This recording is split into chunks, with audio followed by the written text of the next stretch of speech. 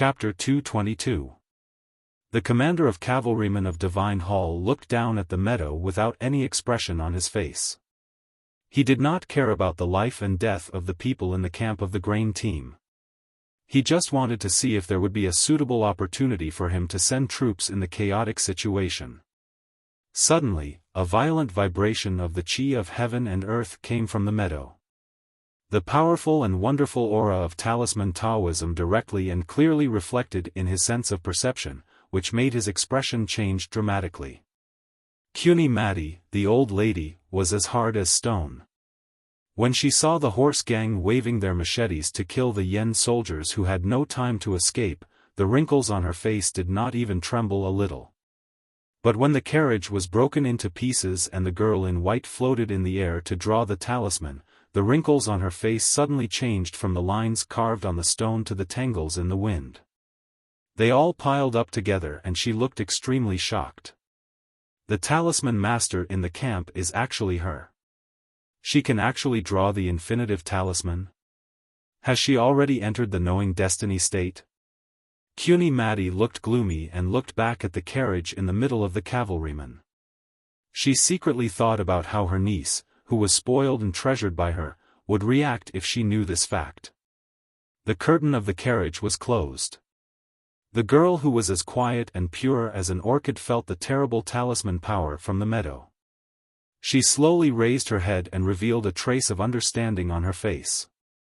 She whispered to herself, "It turns out to be Sister Mo." Through the curtain, she could guess who the talisman master was just by the fluctuation of the talisman power. It seemed that this flower-like girl was not ignorant of what happened under the meadow outside the carriage. The half-divine talisman turned into an invisible high-speed air mass. Like a giant fist made by a god, it instantly tore the air above the camp and punched a huge hole in the wall of fire. More than 10 horse gang members were killed by the shock. Then it came to the horse gang leader and suddenly condensed with the winter wind. The leader of the horse gang knew that his life was at stake at this critical moment.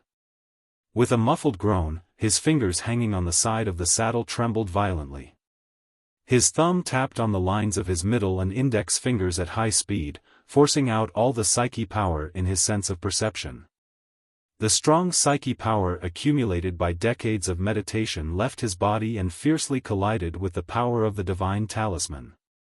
The strange power collided, causing the air around the horse gang leader to have countless strange white lines. These white lines were extremely fine turbulence in the air. Because of the difference in speed with the surrounding air flow, it caused the light to be refracted greatly, which was why it appeared white. Being able to tear the seemingly empty air to such an unbearable extent and make it howl in the tiniest of places, one could imagine how terrifying the collision between the half-divine talisman and the Psyche Master's decades of cultivation power was. In the countless air turbulence that was like willow catkins dancing wildly, a few drops of blood splashed out from the corner of the eyes of the leader of the horse gang. The horse under him was whining and retreating in disorder. Because this incomplete divine talisman was too powerful, the horse gang leader had to concentrate all his psyche power to fight against it. Naturally, there was a very short period of blankness in the psyche power attack of Ning Ke, who was falling from the sky while spurting blood. The tens of thousands of steel needles in Ning Ke's sense of perception suddenly disappeared. The pain remained in his consciousness, but he finally woke up from the blurred state for a moment. All he needed was a moment of clarity. He pulled out the big black umbrella on his back. With a shake of his wrist, the coarse cloth was torn. The big black umbrella wrapped in layers of cloth, which had not seen the sun for several months, suddenly saw the light again. Like a black lotus, it bloomed on top of his head. The big black umbrella slowed down his falling speed, so that he would not fall to his death.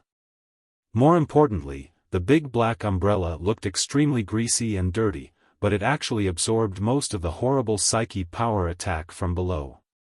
His body was still floating in the air, and Ning Ke's hand holding the padao had already waved over. At this time, there was still some distance between him and the horse gang leader below, so the padao could not cut him. But a silver needle broke through the air from his wrist.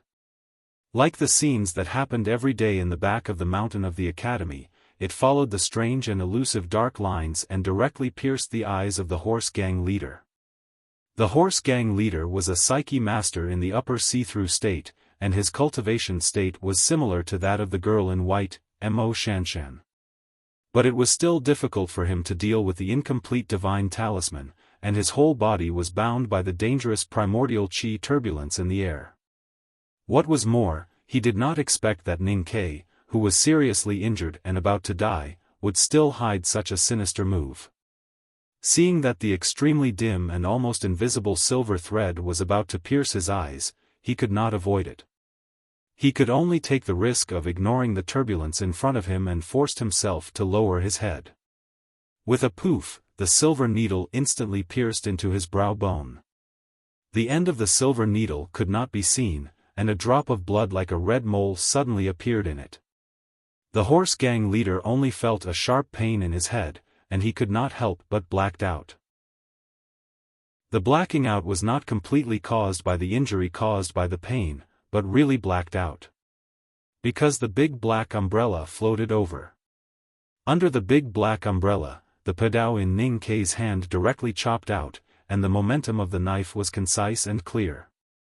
The blade entered the flesh and then broke the bone. It was just a matter of a moment. With a swish, the arm flew to the sky. A terrible bloody wound appeared on the right shoulder of the horse gang leader, and blood gushed out like a fountain. The momentum of the padao was not exhausted. He cried out in pain and fell to the rear of the horse, falling heavily to the ground. Just before landing, his skinny right hand pointed to Ning Ke, who was about to fall on his back, and suddenly opened it. Ning Ke was seriously injured again, and his chest and abdomen were suffocated. He spat out blood again and fell down. He just fell on the horse that originally belonged to the horse gang leader. He did not feel the sweet and fishy taste between his lips and tongue.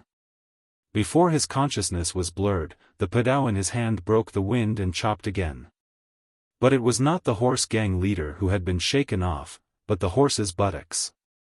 A deep bloody wound suddenly appeared on the horse's buttocks. The horse was shocked by the pain, and madly rushed forward, bumping into the still burning wall of fire. There was another hole below the transparent hole in the wall of fire in front of the camp, which was pierced by the divine talisman. A burning galloping horse, carrying the seriously injured and weak Ning Ke, roared out of the hole. The horse's mane and tail had already been burned to ashes, and the galloping horse's body was spitting fire. The fire caused by the burning fire talisman was extremely terrible. The galloping horse forcibly rushed through and was instantly burned to death, falling heavily to the ground. Ning Ke on the horse's back fell to the ground with a bang at the same time, rolling several times continuously before stopping. Although he was protected by the big black umbrella, the corners of his clothes were still spitting fire, which could be ignited at any time. He sat on the ground awkwardly, turned his head to look at a place, and shouted in a hoarse voice, "Water." According to his previous instructions, Cat Girl prepared a large bucket of water and waited by his side. She had not participated in the defense. Seeing her senior sisters fighting with the horse gang, she was so anxious that she wanted to kick over the bucket of water. She did not expect that the battle situation would change so quickly, and it was not until now that she understood Ning Ke's previous intention. With a splash, the whole bucket of water was poured on Ning Ke's body. The burning fire on his clothes was instantly extinguished, and his weak body was directly knocked to the ground by the bucket of water that was poured on his head. The big black horse galloped from one side of the camp to the front of him. It lowered its head and kept nudging Ning Ke's body, looking very anxious and uneasy. It seemed that it was worried that after Ning Ke fell down, he would never be able to stand up again. Ning Ke fell on the wet ground and indeed had no strength to stand up. Fortunately, he did not pass out. He opened his eyes and looked at the horse's face that was very close to his face, and a very difficult smile appeared on his face. Since the beginning of the war, especially when he assassinated the leader of the horse gang. He had encountered countless extremely dangerous situations and innumerable pain. According to the requirements of human instinct, when faced with the pain that the body and spirit could not bear, he would automatically pass out. However, he seemed to have some kind of talent that went against the body's instinct, and forcibly maintained the last trace of consciousness. He raised his right arm with difficulty and put the big black umbrella that looked dirtier than before on his chest. Then he put the brocade bag that had been tied on his middle finger into his arms. After doing these two things, he was really relieved, but still did not pass out because of mental relaxation. He stabbed the tip of the knife into the wetland beside him, and stood up with a muffled groan. Looking at the fighting sounds coming from the camp, he wanted to go and help, but found that his body, which had been seriously injured by the psyche power, did not listen to his orders. He had done what he should do, so he should not die, right? As for those people who were bathed in blood and fighting around the carriage array, he could not change anything at this time. Thinking of something, Ning Ke looked back. In the middle of the messy camp, the carriage that had already collapsed into pieces was only left with a board at the bottom. Mo Shanshan was currently sitting on that board. Her white robes were covered in mud for an unknown amount of time. The young talisman master had previously forcibly used the divine talisman that only divine talisman masters could use, which was beyond her state ability. She had suffered a very serious backfire, and the psyche power in her sense of perception had been squeezed out, so she directly passed out in the air and fell down. Perhaps because of the shock, Mo Shanshan had already woken up at this time. She slightly lowered her head, and the black hair on her forehead was very messy. Her right hand was pressed on the ground to support her body, and the slender eyelashes vaguely visible among her hair kept trembling. Her pale cheeks were full of weakness, and it seemed that she would faint again at any time. Suddenly there came a faint sound like thunder in the distance. Looking at the smoke and dust above the meadow, Ning Ke knew that the team of cavalrymen of Divine Hall was tempted as he had expected. 100 cavalrymen of Divine Hall moved according to the order. They held the weapons engraved with talismans in their hands, lifted the reins and whipped the horses. They rushed from the meadow to the camp at a high speed, kicking up a lot of gravel. The black armors were painted with complicated golden patterns, which looked like countless blooming sunflowers in the sun, shining. The cavalrymen of Divine Hall began their rescue operation with the spirit of justice and fearlessness. Facing the papal guardians, who were the most elite cavalrymen in the world, the horse gang was exhausted after fighting for half a day. And because their leader was seriously injured and escaped, they fell into panic and confusion. They had no ability to resist and were defeated again and again. Even the fiercest and most powerful horse gang was no match for the ordinary cavalrymen of Divine Hall, not to mention that the machetes in their hands were as vulnerable as branches and wooden sticks in front of the talisman soldiers of the cavalrymen of Divine Hall. It did not take long for the cavalrymen of Divine Hall to defeat all the horse gang around the camp. They only paid a small price, and the commander's idea and plan were perfectly realized. The light won again. The 600 horse gang suffered heavy casualties, and the remaining horse gang scattered. The cavalrymen of Divine Hall had to clean up the battlefield, collect the heads, and protect the nobles above the meadow. They only chased the horse gang symbolically. So the horse gang, who had been fighting with the 200 cavalrymen of Yan Kingdom, also took the opportunity to escape. The fight in the meadow was fierce, and so were the 200 cavalrymen of Yan Kingdom and the horse gang. At this time, there were only about 40 cavalrymen of Yan Kingdom who could ride back to the camp, and everyone was wounded. The battle started in the morning, and people kept dying. But relying on the formation of carriages and the bravery of the disciples of Black Ink Garden, not many people died. The most serious casualties appeared at the end. The broken formation of carriages and Mo Shanshan, whose psyche power was exhausted, could no longer protect more people. Countless soldiers and civilians of Yan Kingdom were killed by the machetes of the horse gang. A young male disciple of Black Ink Garden was attacked by several red-eyed horse gang and died tragically. Zhuozhihua and other girls of the Great River Kingdom stood in front of the dead body of their junior brother. Their eyes were full of sadness and anger. Cat Girl, the youngest among them, could not help crying, and her eyes were red. There was a sad atmosphere in the camp, and dense hoofbeats sounded outside the camp. The cavalrymen of Divine Hall finished the short-distance chase of the scattered horse gang and regrouped. Their black armor with golden flower patterns shone dazzlingly in the sun. The neat formation looked strict, and the light was full of pressure. In normal times, the soldiers and civilians of the Yen Kingdom who believed in Haotian Taoism in the camp would look at them with admiration, or even kneel on the ground and kowtow devoutly out of absolute awe of the West Hill Divine Palace.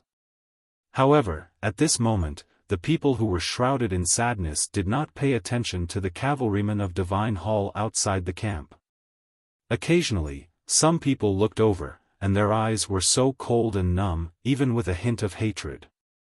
If these cavalrymen of Divine Hall had not waited on the meadow, and had chosen to rush to the camp at the first time, and cooperated with the disciples of Black Ink Garden, especially the powerful female talisman master, they could definitely defeat the horse gang.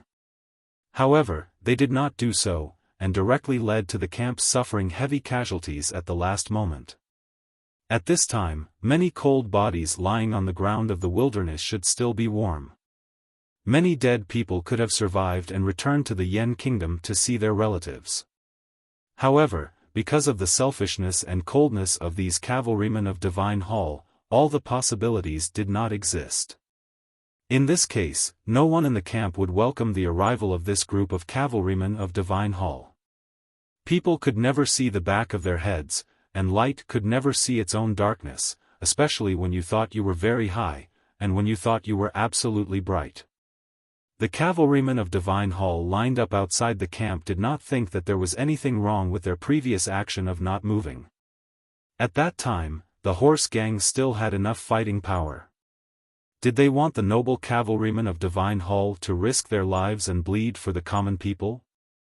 On the contrary, in their view, it was still the cavalrymen of Divine Hall who finally defeated the horse gang and saved the lives of the people in the camp.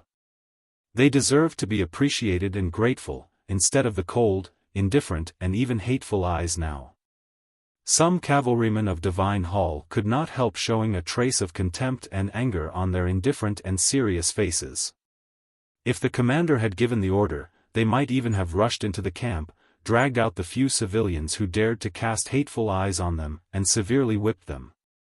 Looking at the indifferent faces of the cavalrymen of Divine Hall outside the camp, and thinking of their previous cold-blooded shamelessness and their current disgusting expressions, Cat Girl was so angry that her face turned red. She raised her arm to wipe her tears, and was about to rush out to scold them. Zhuozhihua pulled her behind her, and forcibly suppressed the sadness and anger in her heart. She bowed to the commander of the cavalrymen of Divine Hall who sat high on the horse without saying anything, and began to deal with the funeral affairs in the camp with her junior sisters. The so-called funeral affairs were all sad things. The soldiers of Yen Kingdom who were covered with wounds supported each other. Looking at the corpses of their companions lying everywhere, and the broken limbs and pools of blood, they could not feel the lucky joy of surviving a disaster. Many people began to wail loudly, and the cries in the camp shook the sky. There is another chapter of 5000. To be continued. If you like this work, please come to Chidian.com to vote for me. Your support is my greatest motivation.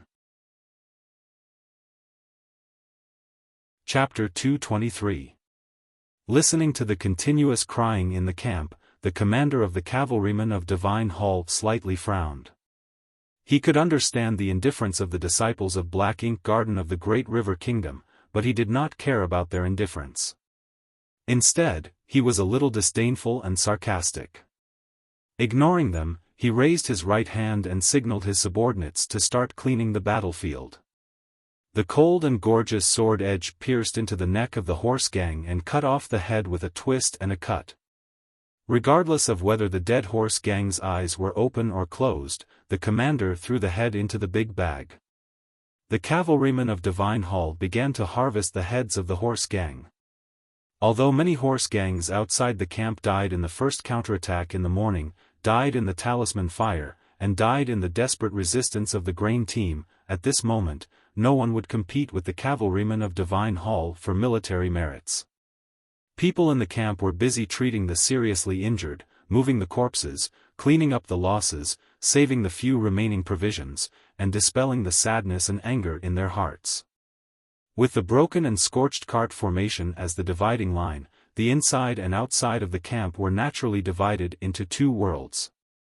The commander of the cavalrymen of Divine Hall looked at the ruined camp and the obvious traces of the battle. He imagined the charge of the horse gang and the fierce battle the camp had withstood before the arrival of the reinforcements, and could not help but feel a little admiration.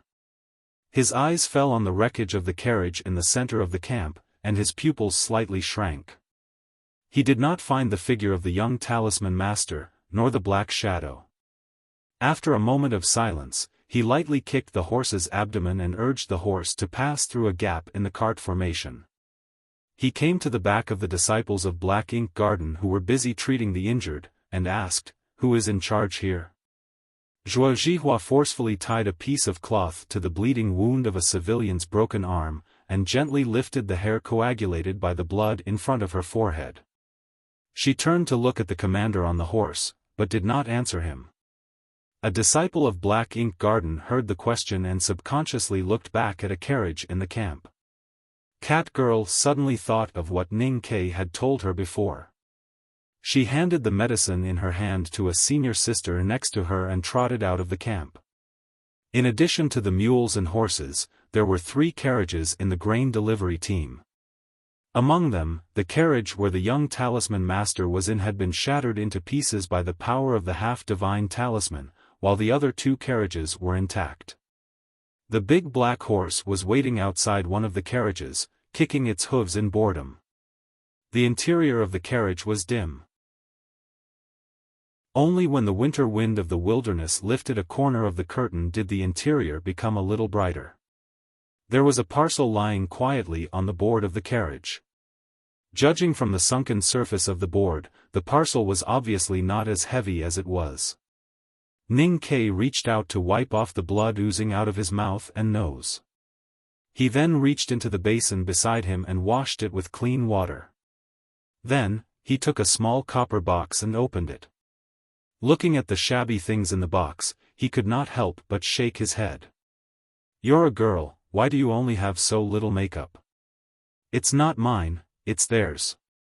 Mo Shanshan, who was sitting on the opposite side, looked at Ning Kei attentively. It seemed that only by concentrating could she make her unfocused and indifferent eyes fall on his face. At this time, there was some doubt in her eyes. "As far as I know, girls in the Great River Kingdom attach great importance to makeup. Last year, there was a popular eyebrow-raising makeup in Chang'an City. I heard that it was spread from your country. Why don't you people care about it?" Ning Kei lowered his head to grind the powder. His movements seemed very skillful and experienced.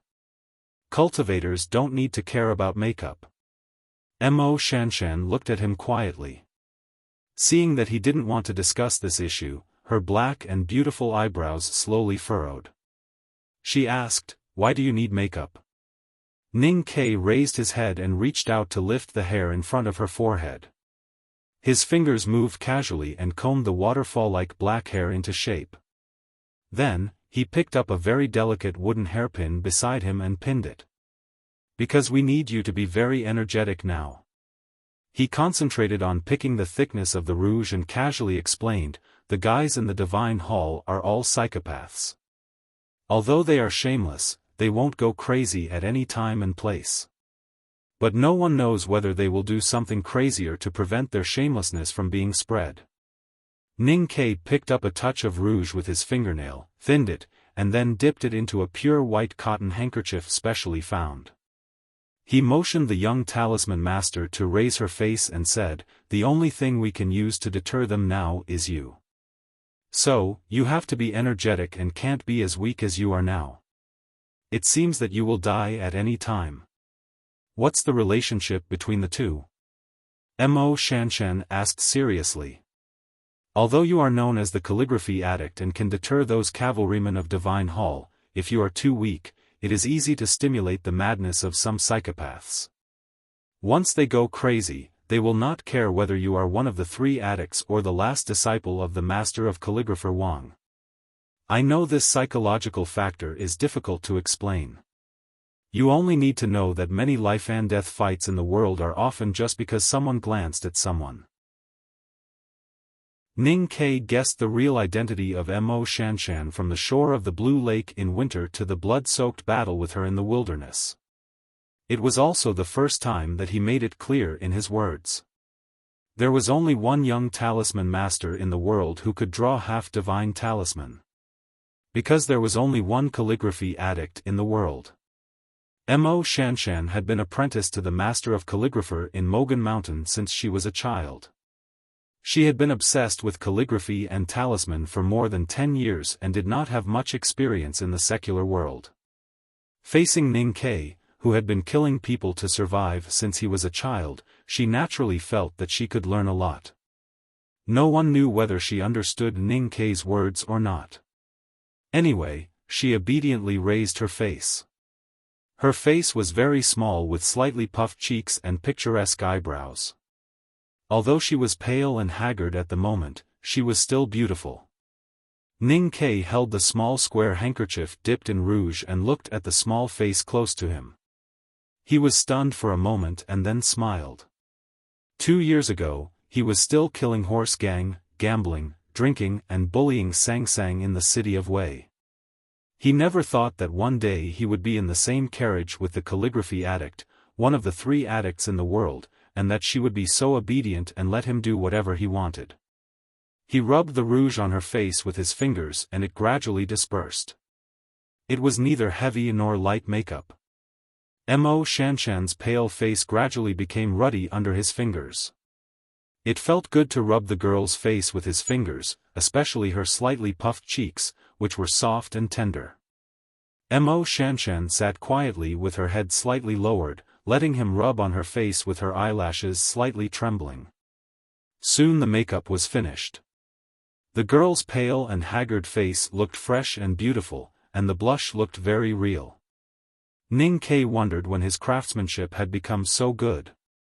Then he was going to draw her eyebrows, but he noticed that her eyebrows were thin and black, just as beautiful as the painting. After thinking for a moment, he finally put down the charcoal pen gently. Do you often do these things? Mo Shanshan looked at him and suddenly asked. Ning Ke thought of his home life after he entered Chang'an City and became a rich man. He thought of the large pile of rouge and powder of Chenjinji cosmetic store hidden on the bed in the old brush pen shop. He smiled gently and said, I have a little girl at home, so I do these things a lot. Mo Shanshan's long and sparse eyelashes blinked, and she did not continue to ask anything. She turned around and lifted the curtain to look outside. Her cheeks that had just become ruddy became paler again. People in the camp were carrying the bodies of the dead and collecting wood. It seemed that they were going to cremate the dead. At the periphery of the camp, the cavalrymen of Divine Hall had almost finished harvesting the heads of the horse gang. The black and gold-patterned armor of light was stained with blood, and the sacks were bulging with numerous heads. The Central Plains Coalition Army entered the wilderness to assist Yen Kingdom under the edict of the West Hill Divine Palace. Except for the Tang Army on the western battlefront, the eastern battlefront was determined by the heads. Today, the cavalrymen of Divine Hall had harvested at least more than 300 heads, which was naturally a great achievement. Logically speaking, this achievement should mainly belong to the disciples of the Black Ink Garden and the soldiers and civilians of the Yen Kingdom. However, the cavalrymen of Divine Hall unscrupulously snatched the achievement. Although Mo Shanshan did not care about it, she could clearly feel that the people in the camp who were silently preparing for the cremation were becoming more and more sad and angry. The commander of the cavalrymen of Divine Hall looked at the young talisman master who lifted the curtain and noticed that she was in good spirits. He could not help but secretly shiver, thinking that this girl had just taken a great risk to forcibly use the divine talisman across the state. He did not expect that she could recover in such a short time. She really deserved to be one of the 3 addicts in the world who were as famous as the priest. It turns out that Hill Master is in charge here. I didn't know it before, so the rescue came late. Please forgive me, Hill Master. The commander of the cavalrymen of Divine Hall looked calm. In one sentence, he forgot that he did not take any action and coldly watched the camp being attacked.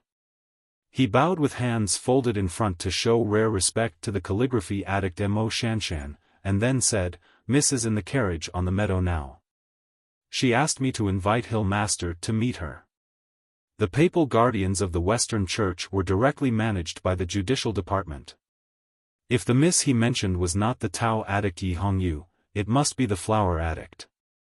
Mo Shanshan was very clear about this, and she knew that the flower addict was above the meadow.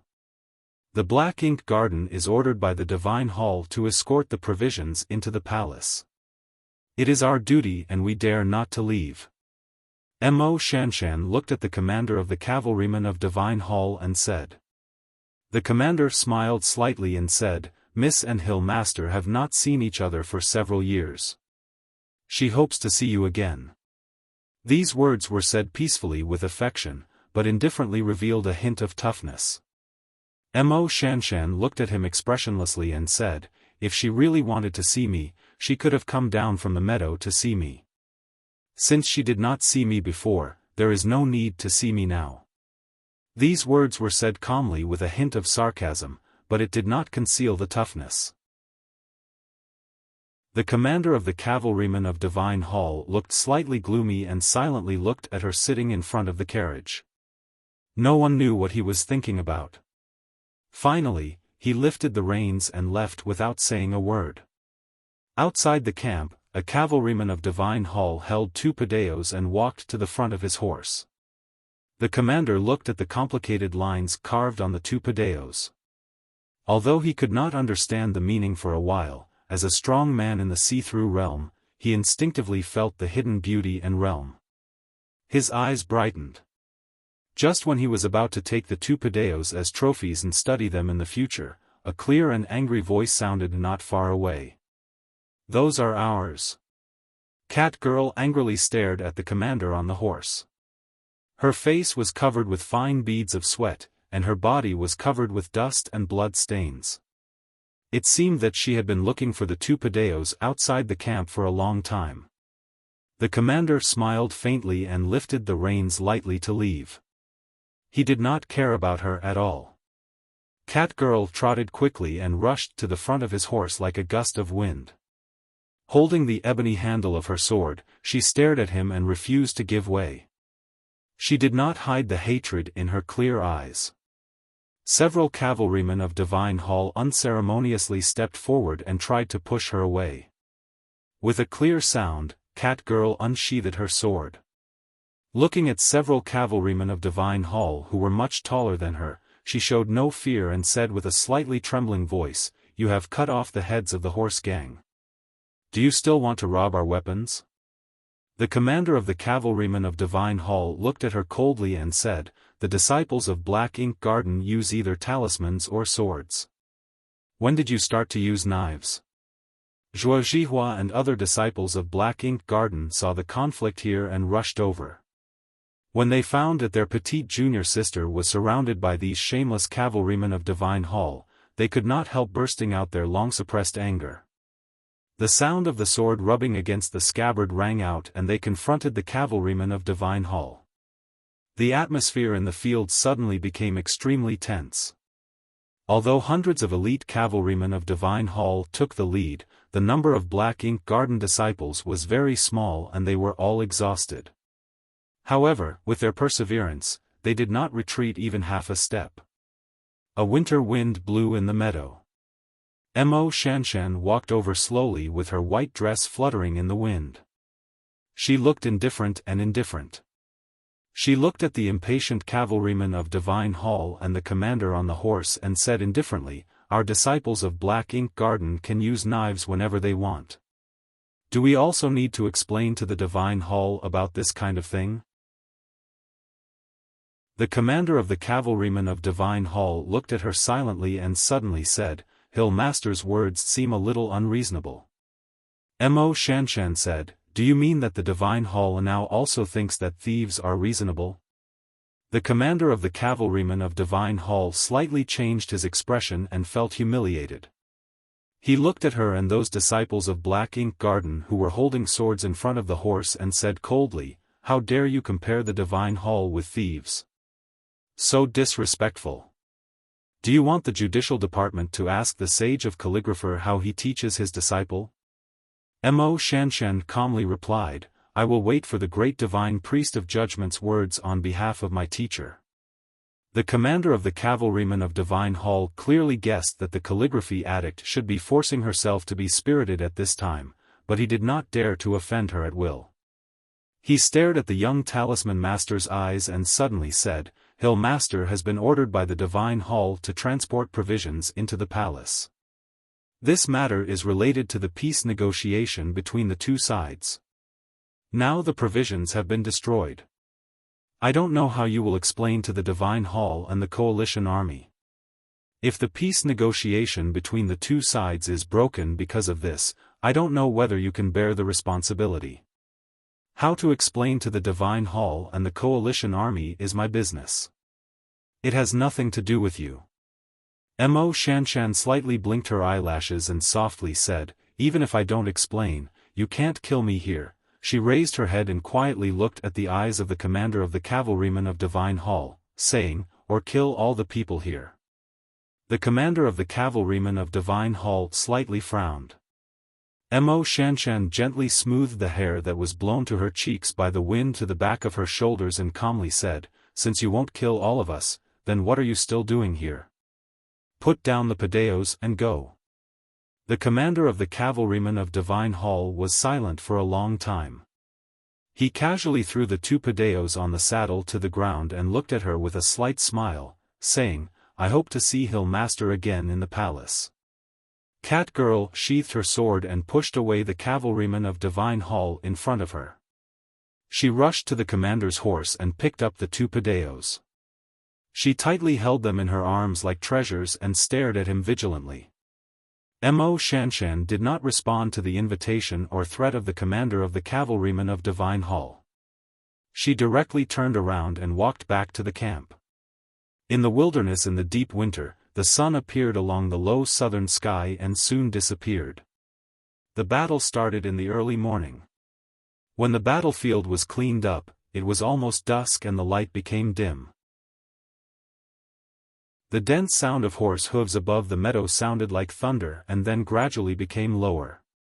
The cavalrymen of Divine Hall escorted Aunt Cuny Maddie of Yueluan Kingdom, the girl in the carriage, and people from the Revelation Institute and the White Tower Temple. The blood-like dusk shrouded the camp, making the bloodstains on the ground and carriage boards even more dazzling. Broken carriage boards, carriage fragments, and hay were piled up together and seemed to be burning in the sunset. After a while, these things were really ignited. The fire became bigger in an instant with the help of the wind in the wilderness and gradually swallowed the bodies of the victims piled up on it. In the crackling sound, one could vaguely see the melted, scorched, and deformed bodies, which made people feel extremely confused and complicated. The air began to fill with a terrible and disgusting burnt smell. The survivors around the cremation ground lowered their heads and began to chant the reincarnation order from the Hautian Taoism song in unison. The monotonous syllables kept repeating, praying that the souls in the flame could smoothly return to the embrace of Hautian. The somewhat messy voice at first became more and more orderly, low, and full of compassion. Ning Kei did not get off the carriage because he was seriously injured. He lifted the curtain and silently looked at the flame in the distance, listening to the chanting and prayers of the people. Suddenly, he raised his head and looked at the high and distant sky above his head. The sky in the wilderness was as clean as he was familiar with.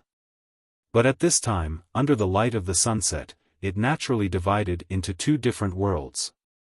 The near-night side was as blue as the sea, while the near-day side was burning like fire. He could not explain why he came to this world. In his childhood in Chang'an, he had been exposed to the faith of Haotian. His master, Master Yen Sei, was a minister of offerings in the South School of Haotian and a great divine priest with a seat in the West Hill Divine Palace. So he naturally believed in Haotian like most people in the world. However, at this moment, in front of the countless souls in the flame, under the sea and fiery sky, his view of the world was gradually changing uncontrollably. People set up camp again in the meadow and spent a long and cold night. The next morning, dozens of surviving cavalrymen of Yen Kingdom returned to the south with the wounded. They were the direct descendants of Crown Prince Chongming and knew very well why the cavalrymen of Divine Hall had such an attitude when they were attacked yesterday. They also knew that even if they went to the palace, they would not get any justice at all, and even had a great risk of being punished by the Divine Hall. So naturally, they chose to return. The disciples of the Black Ink Garden of the Great River Kingdom did not go south with the cavalrymen of Yen Kingdom. Instead, they took 2 carriages and several horses and set off again, heading northeast to the Left Tent Palace. Looking at the desolate scenery and the remaining snow in the sparse grass outside the window, Ning Ke coughed twice and took out the handkerchief prepared by Sang Sang. He wiped the blood on the corner of his mouth and turned to look at the girl in white opposite him. He asked, "Why do you want to go to the palace?" The matter of the grain team needs an explanation, and Mo Shanshan slightly lowered her eyelashes and trembled slightly. After a long silence, she said, "I am very angry." Ning Ke looked at her and smiled. He said, "I find that I kind of like you. The task was completed on Thursday. I almost vomited from writing so much. There are still 3 days left. Oh my God, my dear ones, if you like this work, please come to Chidian. Come to vote for me. Your support is my biggest motivation." Chapter 224. Hearing this, the young talisman master lowered her head and looked at the white dress on her knees. It seemed that the lace there was very beautiful, but in fact, the white dress was plain with nothing on it. The horse carriage was still moving forward. The wind in the wilderness lifted the curtain, and the morning sunshine shone in. The morning sunshine shone on the plain black and white decoration in the carriage, and on her black hair and white face, separating out a few wisps of light and shadow. A calm and affirmative voice slowly came from her lips, "I think, I already have someone I like." The morning sunshine also fell on Ning Quebec. He did not expect that his habitual way of speaking would cause the other party to misunderstand. He smiled awkwardly, and his smile looked very gentle in the morning sunshine. "I have a lot of people I like. Like is a common phrase that I use to express my kindness. I hope it won't make you feel too abrupt." The wilderness ground was blown dry and hard by the cold wind, and the wheels on it shook from time to time. The horse carriage was not big, and the two sat opposite each other. With the rise and fall of the carriage, their knees almost touched each other. Ning Ke moved back and leaned against the cotton cushion by the window. His sore body finally found a support point, and he could not help but let out a comfortable sigh. Looking at the beautiful face of the young girl close at hand, he said, "This is what the world is like. You don't need to be unhappy about those disgusting things." Yesterday, he helped Mo Shanshan make up and tied her waterfall-like black hair at the back. When she woke up this morning, Mo Shanshan still maintained this hairstyle. He did not know whether she did not care about it, or she thought Ning Ke's craftsmanship was really good. So when she habitually combed the hair in front of her forehead, her slender fingers missed. She very seriously asked, "Joy and hate are all emotions. How can you suppress them?" Ning Ke leaned against the window, and his eyes were slightly squinted by the dazzling morning sunshine from the corner of the curtain. After a moment of silence, he said, I don't mean to suppress this kind of emotion, but to not be affected by this kind of emotion. Being angry is to punish yourself with other people's mistakes. It is not worthwhile. Mo Shanshan slowly frowned and persistently asked, but being angry is being angry. Looking at her eyebrows, Ning Ke suddenly had an impulse to touch them with his fingers. He withdrew his hands into his sleeves and said, "Since you are angry, of course you should vent your anger as soon as possible. So I support you to go to the palace. But have you thought clearly, once you meet the cavalrymen of Divine Hall or those nobles in the palace, what should you do?" Mo Shanshan shook her head expressionlessly. She just intuitively thought that she should go to the palace to find the cavalrymen of Divine Hall and those people on the meadow, and seek justice for the dead Yan Kingdom's soldiers and soldiers. Ning Ke seemed to have guessed what she was thinking. He looked at her and said seriously, "There is no such thing as justice. Even if you are powerful enough, you may not be able to get it back. So venting your anger has nothing to do with justice, but fairness. King Yen, Man Yu. If others hit us, we will hit them. If others curse us, we will hit them. If others want to kill us, we will kill them first." Mo Shanshan opened her eyes and looked at him. It seemed that she did not expect that many things from his mouth would become so simple and presumptuous. She slightly frowned and asked, "You Tangs, do you all see things like this?" "Almost." Ning Ke said with a smile, "We have been receiving this kind of education since we were born." Mo Shanshan reached out to lift the curtain of the window beside her. She looked at the desolate scenery of the wilderness gradually retreating, looked at the few lonely birds in the distant sky, and thought of the people in the horse carriage on the meadow yesterday. After a moment of silence, she said, "What if I can't kill those people when I arrive at the palace?" Naturally, the cavalrymen of Divine Hall and the nobles they protected could not be killed easily, even if she was the well-known calligraphy addict. Ning Ke looked at her confused expression and vaguely guessed that those people on the meadow might be of extremely high status. Who were those people on the meadow yesterday? Mo Shanshan turned her head and looked at him. She softly said, "The students of the Revelation Institute and the monks of the White Tower Temple. If you want to ask the person in the horse carriage, she is the princess of the Yueluan Kingdom and also the favorite of the Revelation Institute." Ning Ke's frown gradually relaxed. The change in his expression did not mean that he was relaxed. Instead, it showed that he was a little surprised. He said, "The flower addict Lu Chenjia? What is the legendary wonderful person doing in the wilderness?" Mo Shanshan looked at him and suddenly smiled. Her originally stiff expression suddenly became lively because of this rare smile. Especially the undisciplined and cold gaze in her eyes, it actually became a bit cuter in an instant. "You don't know that Mo Shanshan is the calligraphy addict, but you know the name of the flower addict." Ning Ke smiled.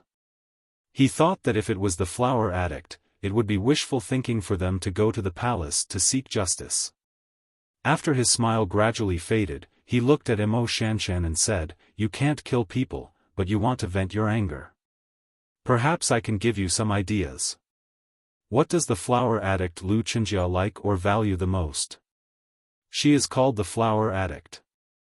Her favorite and most cherished thing is naturally flowers." Mo Shanshan looked at Ning Ke's face as if she was looking at an idiot. She said, "Other than that, everyone knows that she is crazy about Prince Long Qing. In fact, she is a very virtuous person." Ning Ke thought for a moment and said, "Venting anger is nothing more than bullying people. If you want to go to the palace to vent your anger, then you can directly start with flowers and virtuousness." Then, he began to seriously plan for Mo Shanshan. Once they met Lu Chenjia in the palace, what kind of method should be used to appease the anger of the disciples of Black Ink Garden and how to avoid causing too much of a commotion. Mo Shanshan's brows furrowed slightly as she listened to these seemingly childish yet sinister ideas when she thought about it carefully. She looked at Ning Ke's smiling face under the morning light. She looked at his fresh little dimples and suddenly felt that his smile was so hateful and so cute at the same time. Bullying people was Ning Kei's favorite thing to do. Bullying the strong as the weak was something he loved more than making love. He thought to himself that he had already bullied Prince Longqing once in advance. He did not know what the flower addict would think of him if she knew. Just as he was thinking excitedly, he suddenly realized that Mo Shanshan was looking at him attentively from the corner of his eyes. Only then did he realize that he had gotten carried away and could not help but smile awkwardly. Ning Kei asked, "Are you very familiar with the flower addict?" At this time, Mo Shanshan was grinding ink and laying paper. In order to keep a distance from Ning Kei, she leaned as far as possible towards the window. She answered, "She once went to Mogan Mountain a few years ago. I spent dozens of days with her." Ning Kei leaned against the carriage and looked up at the plain decorations in the carriage. He raised his eyebrows and asked, "What kind of person is the flower addict? Is she very beautiful? Is she really as crazy about flowers as the rumors say?" Mo Shanshan's right hand holding the pen slightly paused. She turned back to look at him and said, "Are you very interested in her?" Ning Kei said with a smile, "I'm really curious about what Prince Longqing's fiancée looks like. Because I've always been curious. Is there any woman in this world who doesn't feel inferior when facing Prince Longqing's perfect face?" Mo Shanshan gently put the pen on the shelf and turned around with her hand on the ground. She slightly tilted her head to look at him and asked, "Have you seen Prince Longqing?" "Even if I haven't seen him, I've heard of him. Everyone knows that His Highness is the most beautiful man in the world." After saying this, Ning Kei found that the young talisman master was still staring at him. He knew that she did not believe this statement, so he had to raise his hands in surrender and said with a smile, "Well, I admit that I have seen him." Mo Shanshan looked at him quietly. No one knew what she was thinking about. Her eyes, which were as calm as the autumn lake, suddenly became bright for a moment. Her lips slightly moved as if she wanted to ask something, but in the end, she did not ask. She seemed to be a little flustered. Perhaps to cover up the previous moment of panic, she slightly bowed her head and slightly blinked her eyelashes. She sat down again with her hands on her knees and said another thing, "You once analyzed that the target of those horse gangs should be me instead of the provisions. But in fact, their target should be you." She raised her head and looked at Ning Kei, as if she was looking at the scenery of the wilderness outside the window behind Ning Quebec. She seriously said, "I clearly saw the scene behind the wall of fire. They came prepared and just wanted to kill you." Ning Kei did not ask the question that he did not ask. He knew that she had long suspected his identity, but she did not ask directly, which made him feel a little grateful. But at this time, he was still hesitating when to tell the girls of the Great River Kingdom about his true identity and did not know how to answer. Speaking of the fire wall in the battle yesterday, he remembered the horrible hole that the half-divine talisman hit on the wall of fire. He said, "At that time, I thought that was the last sky-burning fire talisman you could display. After that, your psyche power was exhausted and you could not even display the simplest talisman Taoism. I did not expect that you still had such a trick." Mo Shanshan suddenly leaned forward and very seriously bowed to him. She softly said, "Senior brother, I have to thank you for teaching me how to fight the day before yesterday." "Shanshan thanks you here." Ning Kei was startled. He remembered that he had severely reprimanded her a few days ago, saying that she was soft-hearted and that she did not know how to fight at all and did not know to save the most powerful power for the most critical moment. At that time, he did not completely guess her identity. At this time, thinking that he was actually teaching the calligraphy addict how to fight, he could not help but feel a little emotional. "In any case, we could survive because of your half-divine talisman." At that time, he was in a critical situation and did not have a clear feeling about the earth-shattering divine talisman. But after thinking about it carefully last night, he increasingly felt that the girl talisman master opposite him was amazing. It was not a big deal to challenge someone in the 5 states of cultivation. As Chen Pipi said, with his cultivation aptitude, even if he entered the knowing destiny state, he would be the weakest one in the history. If there was no other means, any powerhouse in the see-through state could try to challenge or even kill him. But states were states. Mo Shanshan was obviously still in the see-through state, but she could display the infinitive talisman that only divine talisman masters could display. This fact deeply shocked and puzzled a Ning Quebec master Yen Sei concluded that he was a rare genius in talisman Taoism in the world. However, looking at the girl in white who was quietly sitting on her knees in front of him and her beautiful face which was neither angry nor happy, Ning Ke rarely had a lack of confidence. Master, did you choose me because you already knew that the most talented successor of talisman Taoism in the world was taken away by the master of calligrapher? But in this way, I feel very embarrassed. Of course, Mo Shanshan could not guess Ning Ke's psychological activities at this time, and she did not know that he was silently criticizing a respected divine talisman master and feeling sorry for himself. She put her hands together and bowed, asking seriously, "Senior brother Zhong." Ning Ke woke up and corrected her seriously, "I said, you can call me 13. Mo Shanshan was stunned and felt that this title was a little awkward. After hesitating for a moment, she said bitterly, 13. Senior brother, I want to ask you something. Seeing her serious and solemn, Ning Ke did not know what she wanted to say. He calmed himself down and saluted back, saying, "Please go ahead." Mo Shanshan said, "I have been cultivating talisman Taoism with my master since I was a child.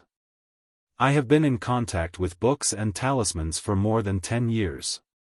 I want to ask you to teach me how to fight with me and how to win." Looking at her serious expression, Ning Ke knew that yesterday's battle must have impacted this young talisman master's view of the world. She had been famous for a long time, so she made this request. In terms of cultivation state, he knew that he was mediocre.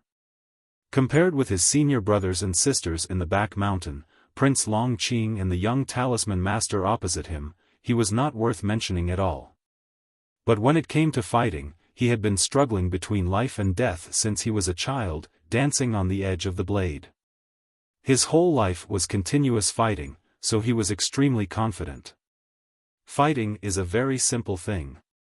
It is how to make the opponent lose the ability to hurt you under the premise of protecting yourself.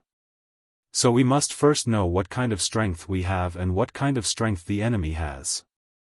Ning Ke pointed at the carriage roof above their heads and said, "We must first know how high the roof is from the floor to the roof, and then know how high we are.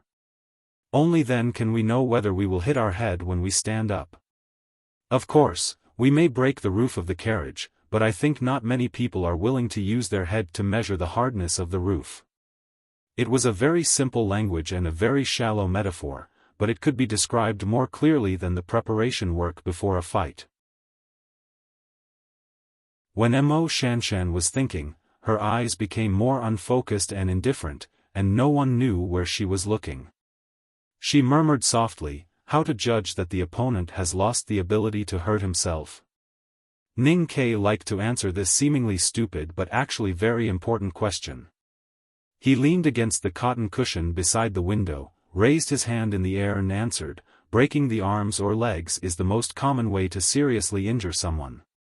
But if you need to make sure that the opponent has lost all the fighting power, remember one sentence, only the dead are safe." Hearing this, Mo Shanshan looked a little confused, as if she didn't understand why Ning Ke always put death at the forefront when it came to fighting. She had been taught by Mr. Mo Chi since she was a child that the fight between cultivators didn't necessarily have to be about life and death. Ning Ke looked at her expression and realized that this calligraphy addict was really a pure white lotus flower born in the ink lake. Before coming to the wilderness, she didn't know the sufferings of the world at all. He couldn't help saying earnestly, "If you cultivate in the ink lake, of course you don't need to think about these problems. Just like me, if I hide in the academy to study, I only need to play chess, forge iron, and listen to music every day. I don't know how happy my life would be. But the world outside the small building is full of wind, frost, snow, and rain. Since you have stepped into it, you have to understand how dangerous it is. Mo Shanshan heard his sincere words and nodded to show that she was enlightened. At the same time, she looked at him gratefully. Unfortunately, her eyes were still so unfocused that Ning Ke couldn't feel her gratitude clearly. 13th brother, if the opponent's strength and state are far beyond yours, how can you defeat him?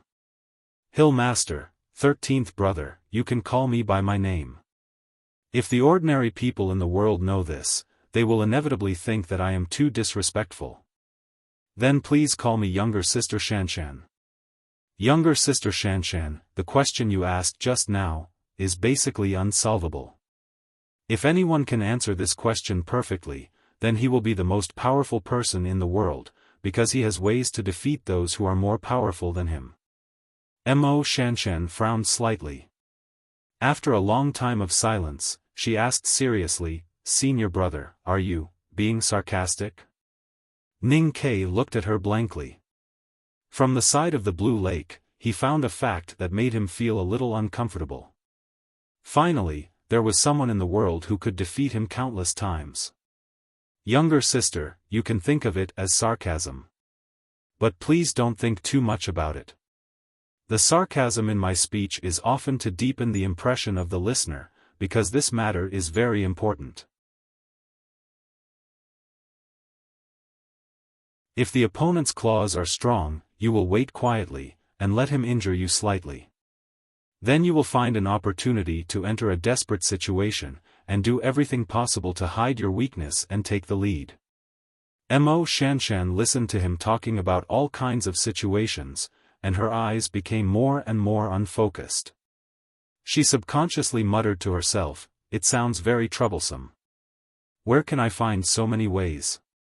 If all the methods don't work, then you only need to remember the last one. Ning Ke looked at her and said seriously, when two tigers meet, the brave one wins. Mo Shanshan opened her eyes and looked at him seriously. After a long time of silence, she completely understood the meaning of these words, and said softly with emotion, Senior brother, you really know a lot of things. Ning Ke always felt that her focused eyes seemed to be focused on something else. Hearing this praise, he could not help but feel a little strange, and said, Younger sister, you have countless admirers in the world, and I can't stand being praised by you so often. Mo Shanshan frowned and asked confusedly, Senior brother, why do you know so many things? Ning Ke adjusted his sitting posture and said with a smile, the master of the academy once taught us that true knowledge comes from practice. Younger sister, if you had been fighting since you were a child like me, then you would naturally know so many things. Mo Shanshan's expression became more and more dull, Senior brother, you have fought so many battles. Were you very naughty when you were a child? Ning Ke's body was slightly stiff, and he felt that it was really hard to talk to this white lotus of black ink garden. Mo Shanshan asked, Senior brother? Ning Ke waved his hand tiredly and said, Younger sister, I also have a question to ask you. Mo Shanshan asked, What is it? Ning Ke looked at her eyes and asked, Why do you never look me in the eye? Mo Shanshan looked at him and asked confusedly, When did I? Ning Ke felt that she was looking at the wilderness outside the window, and sighed, anytime and anywhere, such as now. Mo Shanshan suddenly thought of something, and her expression became slightly stiff. After a moment of silence, she explained softly, I have loved calligraphy since childhood, and I have copied too many calligraphy sections, so my eyes are not very good. Ning Ke slightly opened his mouth, and did not know what to say. Only then did he know that the world-famous calligraphy addict turned out to be short-sighted, and from her eyes, could it be that there was some astigmatism? I gradually found that I have always had the complex of being at the bottom of a dry well, but my mind has never been clearer in this book, and my plan will not be disturbed by many things. It is said that the story and characters written by the writer will sometimes become more powerful than the writer, but it will not happen at night, because I clearly know where the powerful thing is. I love it. There is still one more chapter. To be continued. If you like this work, please come to Chidian.com to vote for it. Your support is my biggest motivation.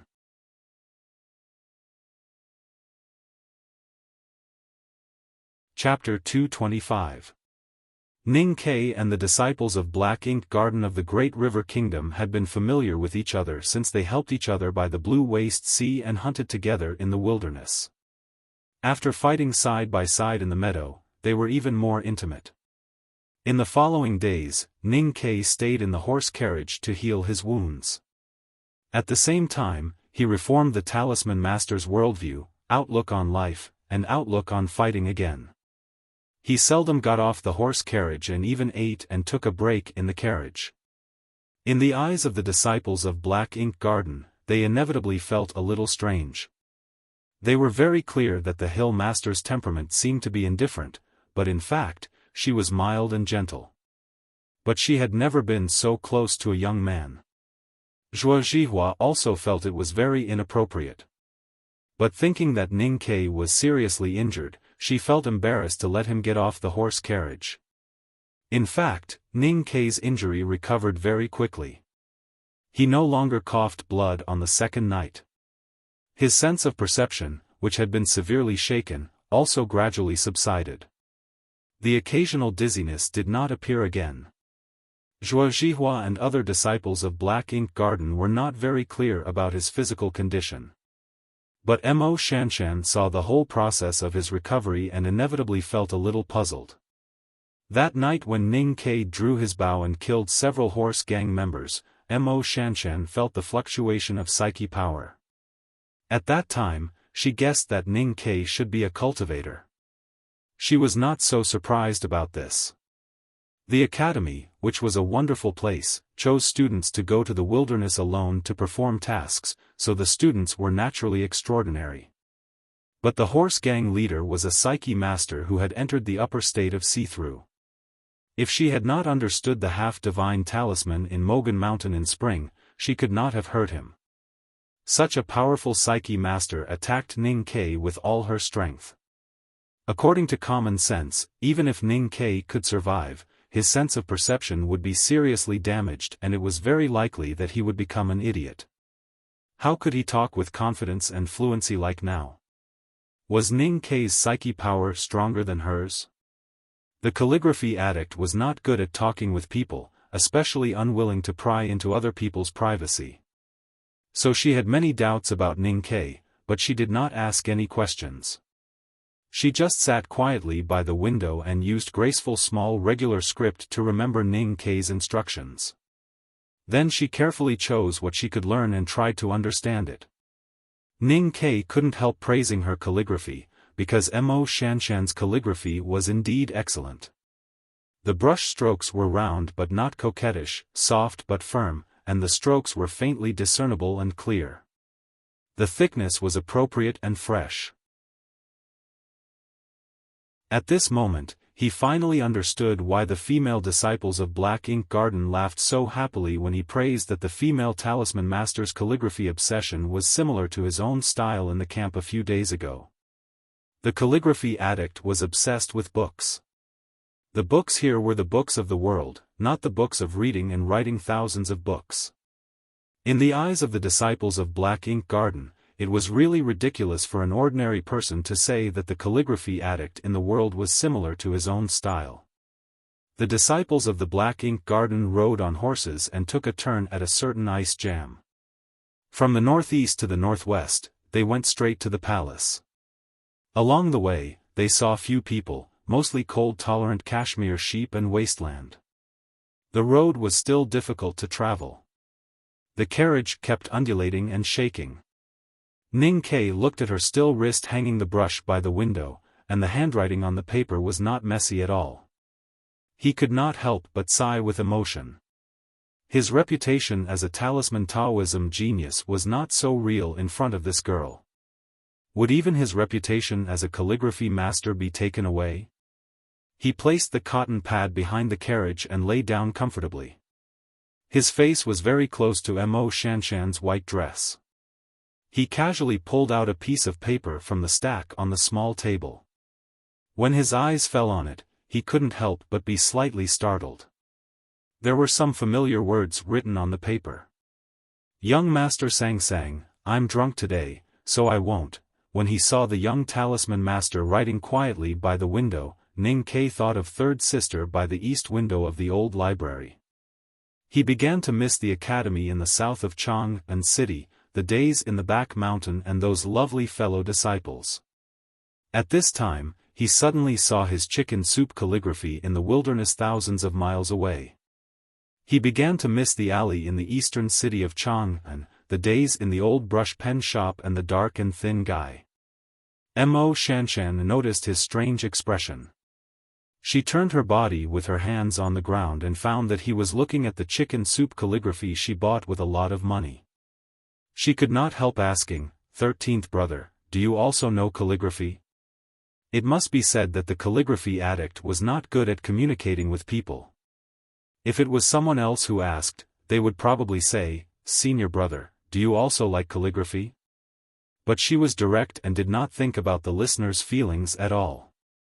Ning Ke had long been used to her talking about things like second brother's ancient crown from time to time. He did not care about it at all. He shrugged and answered, a little. Mo Shanshan once asked him if he also knew talisman Taoism. At that time, his answer was a little. Now that they talked about calligraphy, his answer was still a little.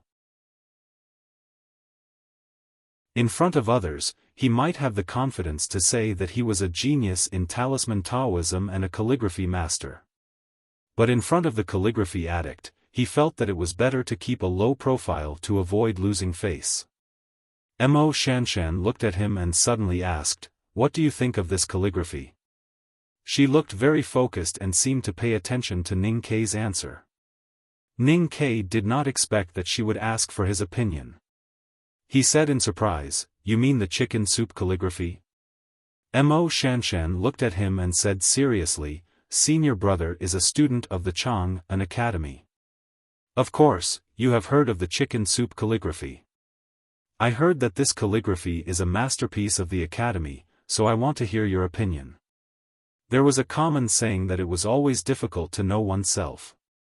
But it was also difficult to comment on oneself, especially in the case that the listener did not know, if you still wanted to praise yourself. Ning Ke hid his true identity from the disciples of Black Ink Garden. Although he did not have any malice, they were so close now. Once he was exposed, it would inevitably be a little embarrassing. Therefore, he had to continue to hide it until there was no suitable opportunity. At this time, facing such a situation, it was even more embarrassing. Moreover, he did not know what the young talisman master thought of the chicken soup calligraphy and him who wrote it. If she liked to appreciate it, it would be fine. But if she hated his calligraphy, wouldn't it be very troublesome? This possibility was not small. Although there was a saying that there was no first place in literature, in fact, people like Mo Shanshan, who was good at calligraphy, would always be somewhat disapproving of other calligraphers according to the conflicts that had occurred in the gatherings of poets and calligraphers in Chang'an. Scholars despise each other, so is it not between calligraphers? The tip of the brush of this calligraphy is exposed but not restrained. The form is scattered and the spirit is dead without a bone. It seems to be innovative, but in fact, it is just some chicken tricks. It is evil and lacks the style of righteousness and elegance. It is not worth mentioning. He did not hesitate to belittle the chicken soup calligraphy. His expression was calm, and he hid all the embarrassment and bitterness in his body. He did not dare to show any of it. This might be the so-called price. Mo Shanshan looked at him quietly, as if trying to discern whether he was speaking the truth or just casually belittling her. After a long time, she asked seriously again, then what does senior brother think of the blooming flower calligraphy? Ning Ke looked at her and said with slight surprise, younger sister, you have even read the flower blooms calligraphy? Mo Shanshan shook her head and said, I have collected some copies of the calligrapher of the academy. But the flower bloom's calligraphy is hidden in the deep palace. Even the copies are also collected by the mansions of the princes and dukes in Chang'an. Therefore, I have only heard of its name but not seen it. Ning Ke felt slightly relaxed and replied with a smile, I have not seen it either, so I can't comment. Mo Shanshan slightly lowered her eyes and fell on the rubbing of the chicken soup calligraphy in his hand. No one knew what she was thinking. She only sighed softly and turned to continue writing her hairpin-style small regular script. In the battle under the meadow that day, she saw the scene on the other side of the wall of fire, but did not see the fleeting fireball in front of the horse gang leader's face. If she knew that Ning Ke beside her was also a person of talisman Taoism, perhaps she would think differently and behave differently at this time. Deep in the wilderness, from the northeast to the northwest, they could see the faint shadow of the mountain in the distance after a short time. Min Mountain was the most magnificent and longest mountain range in the world. It extended from the depths of the wilderness to the south of the Hebei county of the Tang Empire, near Chang'an City. No one knew how many kilometers it stretched, as if it was a sword left by Haotian in the north of the world. In the middle of the wilderness, there was a break in the Min Mountain, which formed a natural canyon. To the west of the canyon, there was a city guarded by the elites of the Tang Empire's North Road Army. It was heavily guarded, and Min Mountain was also divided into two footholds, north and south. The vast Min Mountain where Ning Ke used to live was the southern foothold. The northern foothold of Min Mountain was deep in the wilderness and was called Zashi Mountain by the barbarians, which meant Tianqi Mountain. It meant that if you walked out of this mountain range, you would be abandoned by Haotian. There was a fertile grassland in the east of Tianqi Mountain. The tribe of Chanyu of the left tent had lived on this grassland for generations, and the palace was there. Looking at the shadow of the mountain in the distant sky through the window, Ning Ke naturally thought of Min Mountain in the south, the North Road Army fort on the other side of the mountain, and his old buddies in the city of Wei. He had left the Blue Water Battalion and joined the grain team. He had been walking in the wilderness for many days, but the mountain range was still there, as if it had never changed. Even a horse would die from looking at a mountain, not to mention such a majestic and precipitous continuous mountain range. The palace was close, but it still needed some time to arrive. As the distance was shortened, Ning Ke became more and more silent. He spent more time hiding in the horse carriage and refused to get out. Even when Cat Girl called him to see the white cranes in the wetland, he did not move. Because he needed time to think about two very important issues. The horse gang who attacked them in the meadow had followed them for many days. Later, they had confirmed that the target of the horse gang was him. That meant that the power behind the horse gang had already known that he had left the Blue Water Battalion and joined the grain team. Who were the minions of the horse gang or those groups of horse gang? Who wanted to kill him? Who was the leader of the horse gang? A psyche master in the see-through state could not be a simple leader of the horse gang. Ning Ke felt the aura of a soldier in the battle, which made his heart heavier. The right arm of the leader of the horse gang was cut off by him. If he did not die in the wilderness after being rescued by his subordinates, he must need a place to be treated. Such a serious injury could not be healed by the common horse gang's nest. The man needed doctors and medicine. He had to hurry. And the place closest to the meadow where the broken arm could be healed happened to be the left tent palace. Mo Shanshan insisted on bringing the disciples of the Black Ink Garden to the palace after the provisions were destroyed. Ning Ke did not object. Besides the friendship made in the battle, there was another reason.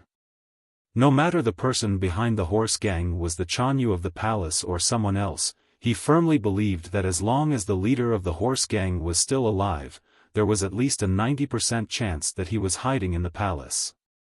He wanted to find him, ask him some questions, and then kill him. In addition, he was also reflecting on what he had done after leaving the academy and coming to the wilderness. Since he was very young, after every difficult battle of life and death, he would analyze and summarize afterwards. That was why he survived with Sang Sang. Reflection had become a kind of instinct for him. However, this reflection in the horse carriage was deeper than all the reflections in the past years. He even traced back to all the actions he had done after leaving the city of Wei and entering Chang'an.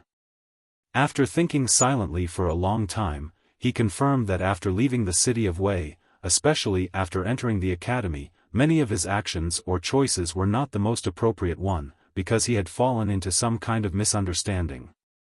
When he was in the city of Wei, he was used to riding alone into the wilderness to spy on the enemy for the general and chase the horse gang with his fellows. So this time, when he brought the students of the academy to the wilderness to practice, he was still used to doing things like this with the two important tasks given by His Majesty and the nation master. He disguised himself and mixed into the grain team, thinking only to act secretly. However, he forgot that he was no longer a small soldier in the city of Wei, not a scout, not a woodcutter in Shubi Lake, but a core disciple of the headmaster of the academy, a student of the back mountain of the academy, a golden secret agent of His Majesty, and a visiting professor of the South School of Haotian Taoism and the Imperial Center Administration. Doing things secretly meant that his background, which was admired and respected by countless people, was all meaningless. The commander of the cavalrymen of Divine Hall knew that Mo Shanshan was the calligraphy addict, so he did not dare to talk nonsense. If he showed his identity as a disciple of the back mountain of the academy, how would the horse gang dare to attack him? There was also a very important point. Before leaving the academy, second brother specially reminded him in the back mountain that people from the academy could only bully others and not be bullied. How arrogant he was!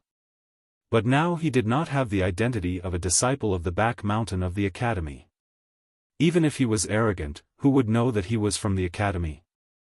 Ning Kai supported his chin with his hand and leaned against the window of the carriage. He looked at the mountains and the faintly visible tents in the distance and sighed helplessly. A poor boy from the countryside who made a lot of money in the city would only secretly buy some houses and eat a few bowls of hot and sour noodle slice soup. It would take some time for him to get used to bullying others after all. It was the middle of winter, and the weather was freezing. The grassland at the foot of Tianqi Mountain was covered with green grass in the east and west, maybe because of the geothermal heat in the mountain. The tents were in full bloom in the grassland like white clouds. 2 carriages and a few tired horses carried the disciples of the Black Ink Garden of the Great River Kingdom to the grassland. There was no grain team behind them, nor any cavalry guards. It looked a little sad. The peace talks between the left tent palace of the grassland barbarians and the coalition forces of the Central Plains had officially begun. All forces gathered here with their cavalries. Noisy and lively sounds could be heard from afar. No one knew how many people were drinking and talking. A cavalry of the palace welcomed the disciples of the Black Ink Garden into the camp. Obviously, the news of the attack on the meadow and the half-divine talisman had spread. Some people knew that the calligraphy addict was in the carriage, so the cavalry behaved respectfully. On the contrary, the messengers and guards from the Central Plains in the camp looked at the disciples of the Black Ink Garden coldly. They did not understand why these people did not return to the north of Yan Kingdom when the provisions were destroyed.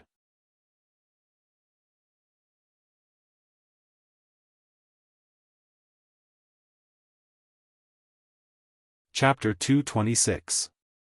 A dozen tired horses and dusty carriages could not affect the situation in the wilderness, and the negotiation between the barbarian royal court and the Central Plains coalition army had nothing to do with them. They had been robbed by the horse gang, but they still insisted on coming here. The Black Ink Garden disciples themselves knew that they wanted to seek justice, but in others' eyes, they were forced to come here to wait for the Divine Hall's decision.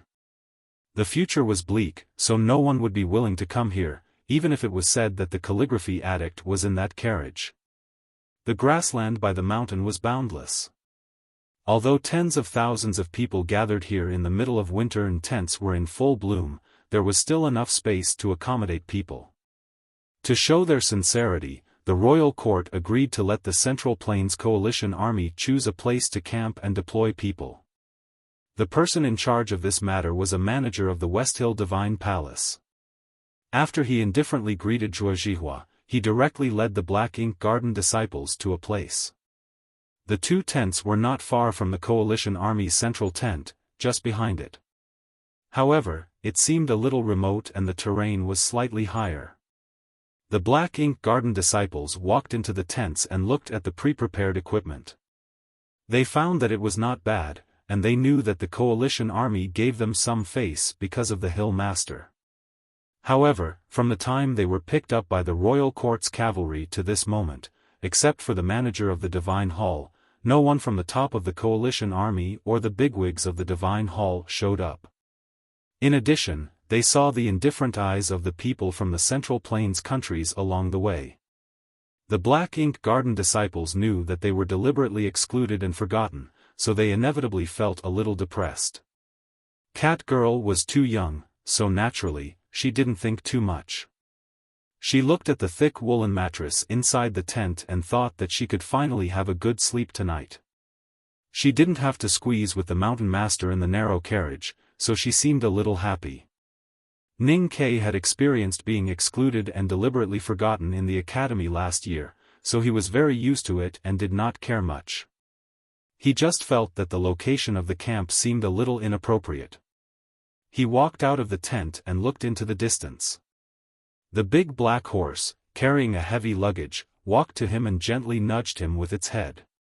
It made an unpleasant sound like bellows, and seemed to be extremely tired. Ning Ke stroked the mane on its neck and scolded it with a smile, "Don't always complain in front of me. It's just a small thing.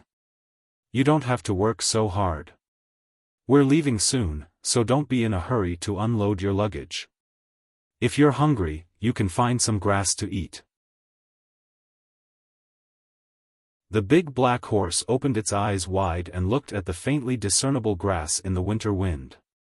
It thought painfully that the grass was even less than the hair on the barbarians' heads. How could it be full? The big black horse had a violent temperament, but if it was tamed, it would undoubtedly be a rare steed in the world. If others found out about its real strength, they would definitely treat it like a treasure. No one would treat it like a dog raised casually by their family like Ning Ke, who would kick it out of the house to pick up the leftover bones of their neighbors when there was no food at home. However, it only obeyed Ning Ke's discipline. Seeing that Ning Ke had no intention of asking for hay for it, it dejectedly kicked its hooves and walked out of the camp. It did not know where it could find something to eat. It was still early, but due to the short and bitter winter days in the north, the sun in the sky was faintly approaching dusk. It slowly fell to the ground and the light gradually became dim. A cold wind came from behind the gentle slope. Ning Ke took a cotton scarf out of nowhere and stuffed it into his collar. He said to Zhuozhihua beside him, "It's windy here. It'll be cold at night." Zhuozhihua was the oldest among the disciples of Black Ink Garden. She had a gentle and peaceful temperament. Hearing Ning Ke's reminder, she knew that the previous Divine Hall manager brought them here to camp with such a boring and mean intention. Even she felt a little annoyed, but did not know how to deal with it. Ning Ke pulled a grassland man passing by and said a long sentence with a gentle and sincere expression. Mo Shanshan did not get off the carriage until she heard Ning Ke's difficult words. She lifted the curtain and got off. After the grassland man left, she walked to his side and frowned, saying, "Senior brother, you even know the barbarian language?" Because the Tang Empire was powerful and the Divine Hall kept preaching, the language of the Central Plains had become extremely popular on the grassland. However, there were still many barbarians who were used to speaking their old language, which was the so-called barbarian language.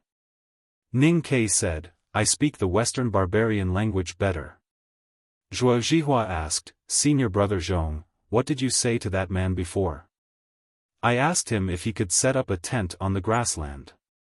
Ning Ke smiled and continued, "The barbarian said that we are the most distinguished guests of Chanyu. So as long as it is Chanyu's grassland, we can choose any place to live." Hearing this, the disciples of Black Ink Garden outside the tent all understood what he meant. They all laughed and thought that it was not bad to choose another camp. Since the Divine Hall treated them so well, there was no need to be too close to them. Zhuo Zhihua looked at Ning Ke with a smile and thought that there were no mature men in the same sect. When facing many problems and choices, they indeed lacked courage. Even the Hill Master could not change this situation. Where should we move? Ning Ke looked at the grassland. According to the edict of the Divine Hall, all the countries of the Central Plains had sent people to help Yan Kingdom in the war. At least hundreds of thousands of people were gathered on the two front lines at the frontier fortress of North Yan Kingdom. However, now that they were deep in the wilderness for peace talks, it was impossible for all the countries to bring all of them. But the cavalries guarding the nobles gathered together, at least 1,000 cavalries. On the grassland under the setting sun, the flags were fluttering. There were not many tents on the grassland in the west, but they were arranged in a very orderly manner. The flags fluttering in the cold wind also looked particularly spirited. As for the faintly visible cavalries, they were much more orderly and solemn than the cavalries of the Central Plains Coalition Army here. People usually thought that the most elite cavalries in the world were the papal guardians of the West Hill Divine Palace. However, the number of cavalries of the Divine Hall was too small. According to the scriptures, the number of cavalries was strictly limited to less than 1,000. Therefore, the truly powerful cavalries that dared to conquer the world were the other two. In the wilderness on the other side of Tianqi Mountain, the palace cavalries under the command of Golden Chanyu and the cavalries of the Tang Empire. Ning Ke pointed to the orderly tents on the west side of the grassland and those familiar military flags. He said, "We will camp there." The disciples of Black Ink Garden recognized that it was the camp of the Tang army. They were slightly startled and agreed to his suggestion after a moment. The Great River Kingdom and the Tang Empire had been on good terms for generations. Now they were all here under the edict of the Divine Hall. They believed that no one would say anything mean to them if they set up camp there. Unfortunately, the inexperienced girls of the Great River Kingdom still did not expect that they would abandon the camp designated by the Divine Hall and choose to live next to the Tang camp. This still attracted many people's attention and caused a lot of criticism. Looking at the dozen tired horses and dusty carriages walking towards the Tang camp in the twilight, the swordsmen from the South Jin Kingdom looked indifferent. The monks of the Yueluan Kingdom looked sarcastic. The manager of the Divine Hall said with a gloomy expression, "If you want to ride on the Tang's coattails, then go ahead. I know that there is no rest today, so I have been riding. But as you all know, it is getting slower and slower. I will do my best. Girls, hug me and give me encouragement." To be continued. If you like this work, please come to Chidian. Come to vote for me. Your support is my greatest motivation.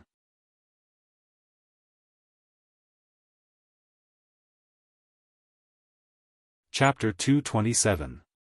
The wilderness in winter was still cold even with the mountains blocking the wind and hot springs flowing.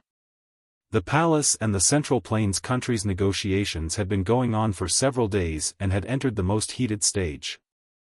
The cavalrymen of Divine Hall escorted the nobles here because the Chanyu princess liked flowers very much. Due to the climate of the wilderness, she could not cultivate them properly.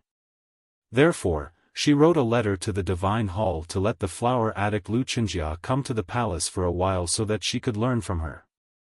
This had nothing to do with the negotiations, but it started when the negotiations were in a deadlock. Just like the food sent by the girls from the Great River Kingdom, it was a secondary exchange of feelings.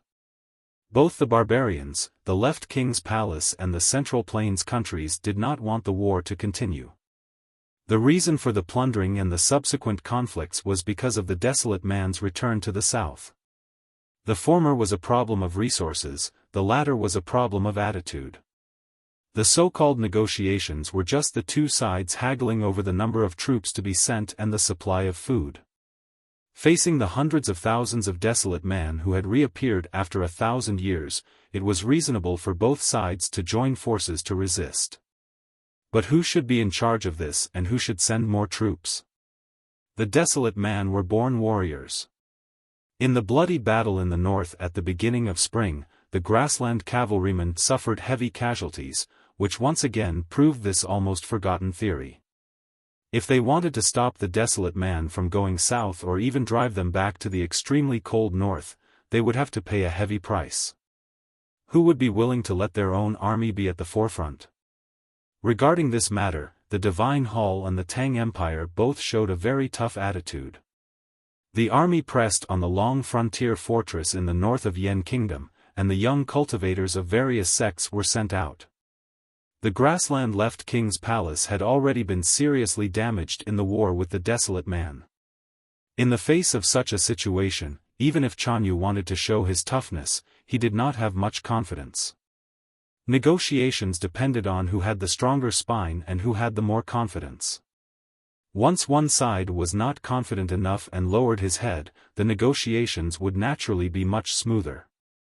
On the second day when Ning Kai and the disciples of Black Ink Garden arrived at the palace, the two sides finally reached a consensus. Before the second wave of fertile grass grew at the turn of the next spring and summer, the left king's palace would send their main force to the north to attack the desolate man's tribe. As for the central plains, they only agreed to send about 6,000 cavalry troops, but promised to give the left king's palace the most generous financial aid. They also agreed to provide most of the food and armaments that the left king's palace needed.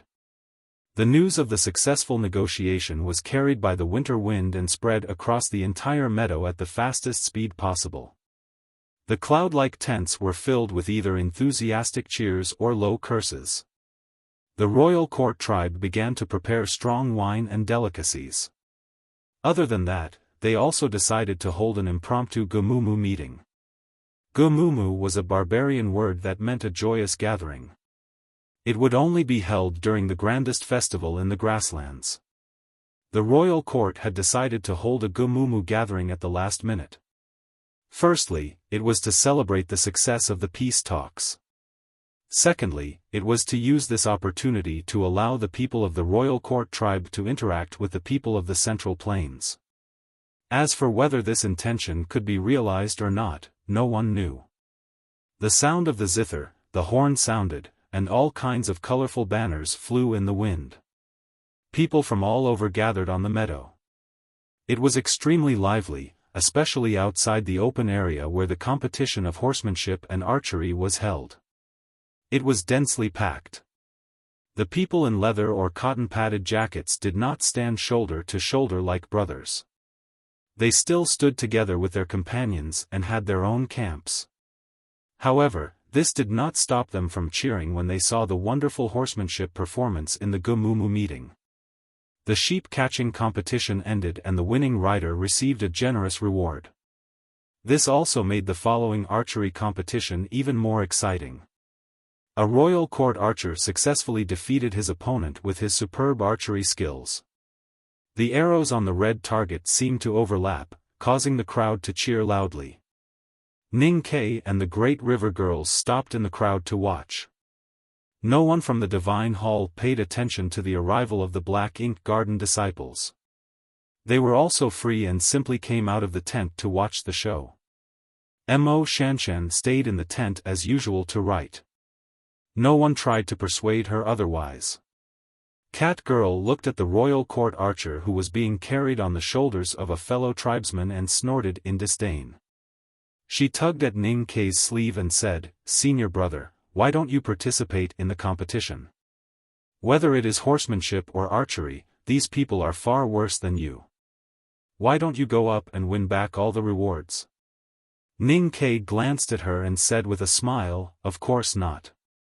Facing this little girl, he always felt that he was looking at Sang Sang when she was young. Therefore, both his expression and words naturally revealed a sense of closeness. Those who dare to compete in the Gomumu meeting are all the best hunters in the grassland. The archer from the Yen Kingdom is also very powerful. Even if I participate in the competition, how can I win? This was the truth. Whether it was the wilderness or the central plains, there were many hidden talents. There was no reason to win. This was also a lie. If Ning Ke had used his full strength, whether it was the sheep-catching competition earlier or the archery competition now, no one present could beat him. Cat Girl looked at him and sighed helplessly. Senior brother, you are good at everything except for being too humble. Ning Ke could not help but laugh. He thought that whether it was Mo Shanshan or Cat Girl, they always used various ways to praise him directly and sincerely. If he spent too much time with these pure Great River Kingdom girls, he was really worried that one day he would float up to the sky. He rubbed her head affectionately and said, "When you grow up, you will understand that if you always want to be in the limelight, there will be a time when you will be blown by the wind and break your back." The people of the Great River Kingdom were deeply influenced by the Tang Empire. They were persevering, concise, and yearned for victory. They placed great importance on honor and treated it as their lives. Therefore, Cat Girl did not understand why he would say this. Her bright eyes were filled with confusion. During the Gomumu meeting, other than the various competitions and entertainment, the palace tribe also provided many delicacies for the participants. Cat Girl's attention was attracted by the fragrant roasted leg of lamb and she instantly forgot her previous doubts. Zhuozhihua and the other Great River Kingdom girls were also attracted by the milk tea and other foreign delicacies that they had never seen before and gradually dispersed into the crowd. After the peace treaty was concluded, it was the season of revelry. At this time, the palace's meadow was undoubtedly the safest place in the world.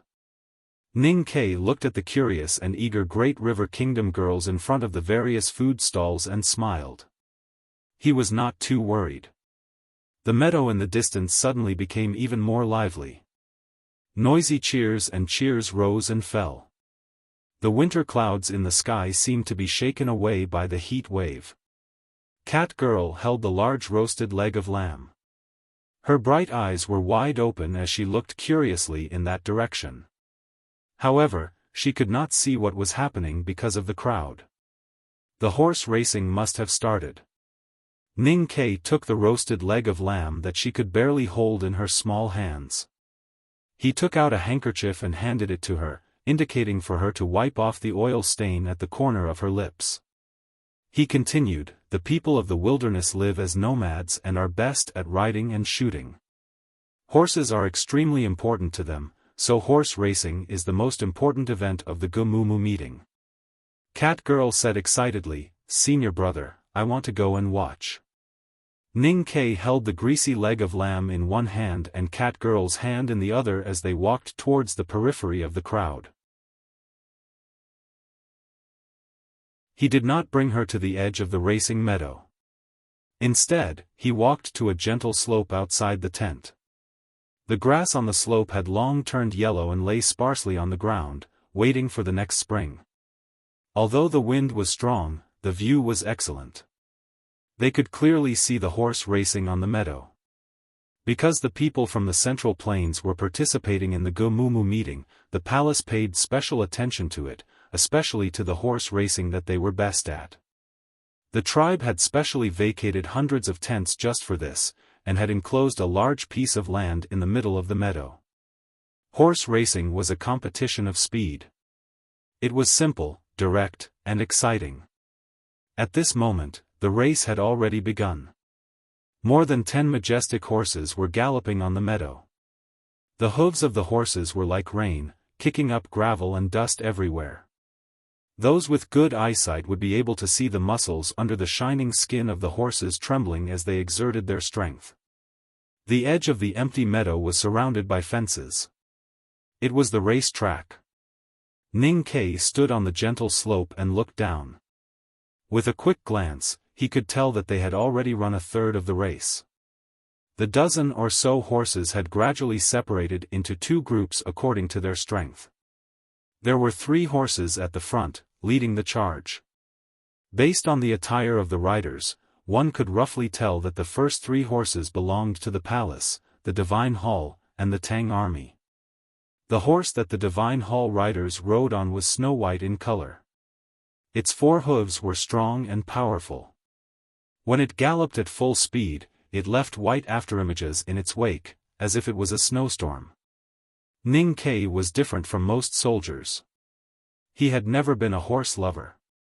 However, he had been at the frontier fortress of Wei for many years and naturally knew about horses. He looked at the snow-white horse and could not help but exclaim, "This horse is not bad. If it has a good rider, it will probably only be slightly worse than that silly thing." As he said this, his right hand was still holding up the greasy leg of lamb, which made him look a little funny.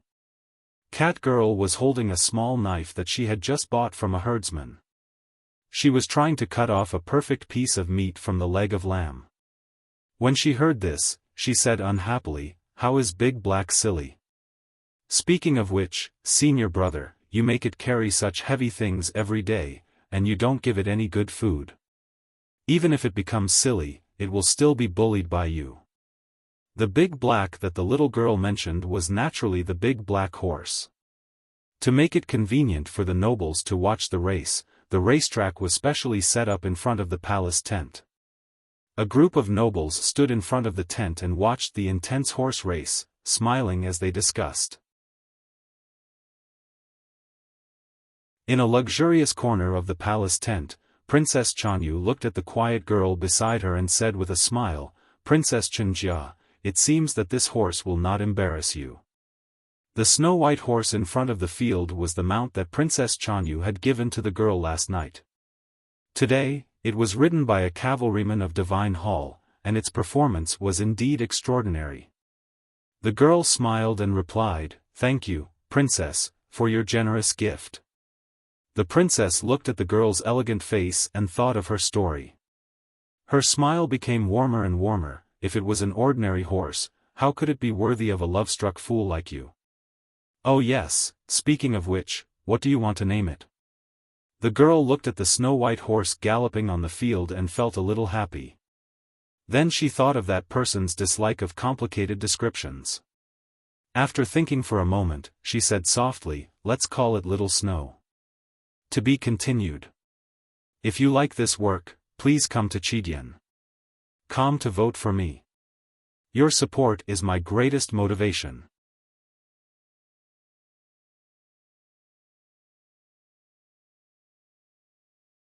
Chapter 228. In the middle of the fierce horse race, more than 10 fine horses had finished 1/3 of the distance with smoke and dust.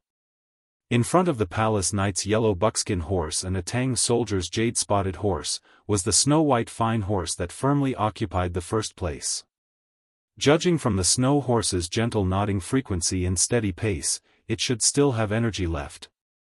It seemed that if the race continued like this, it would undoubtedly be the first to cross the finish line. However, at this moment, a burst of surprised and shocked shouts rang out from the beginning of the racetrack. Countless people cried out in surprise, not knowing what they had seen.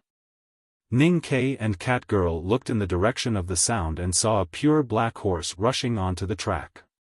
It was like an arrow leaving the bow, chasing the horses in front at a terrifying speed.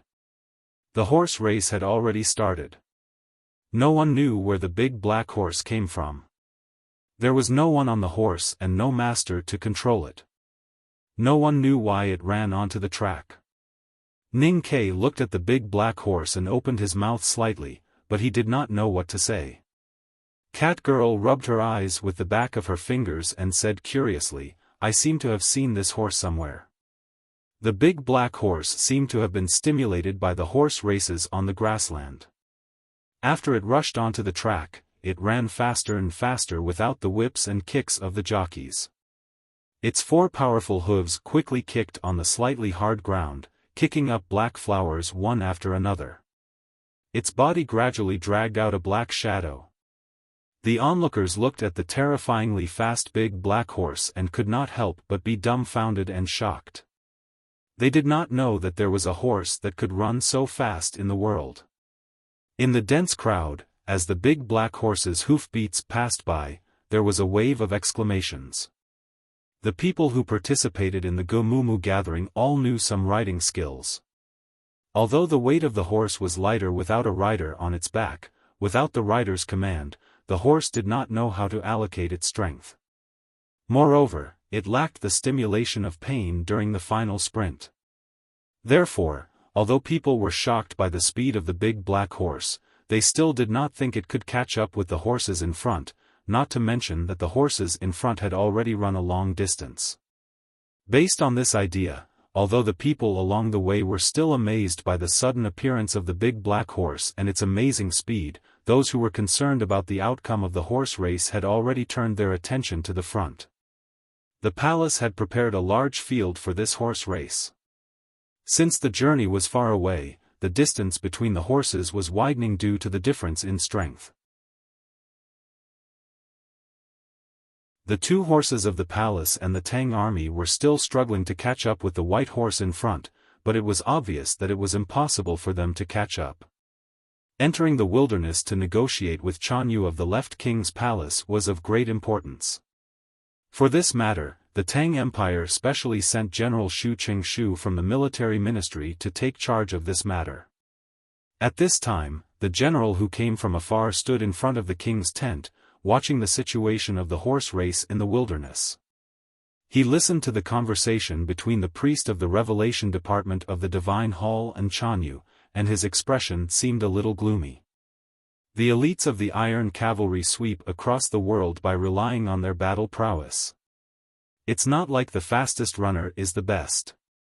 General Xu thought so in his heart, but he watched helplessly as the horses of the Tang army had no hope of winning, and were even left further and further behind by the white horse.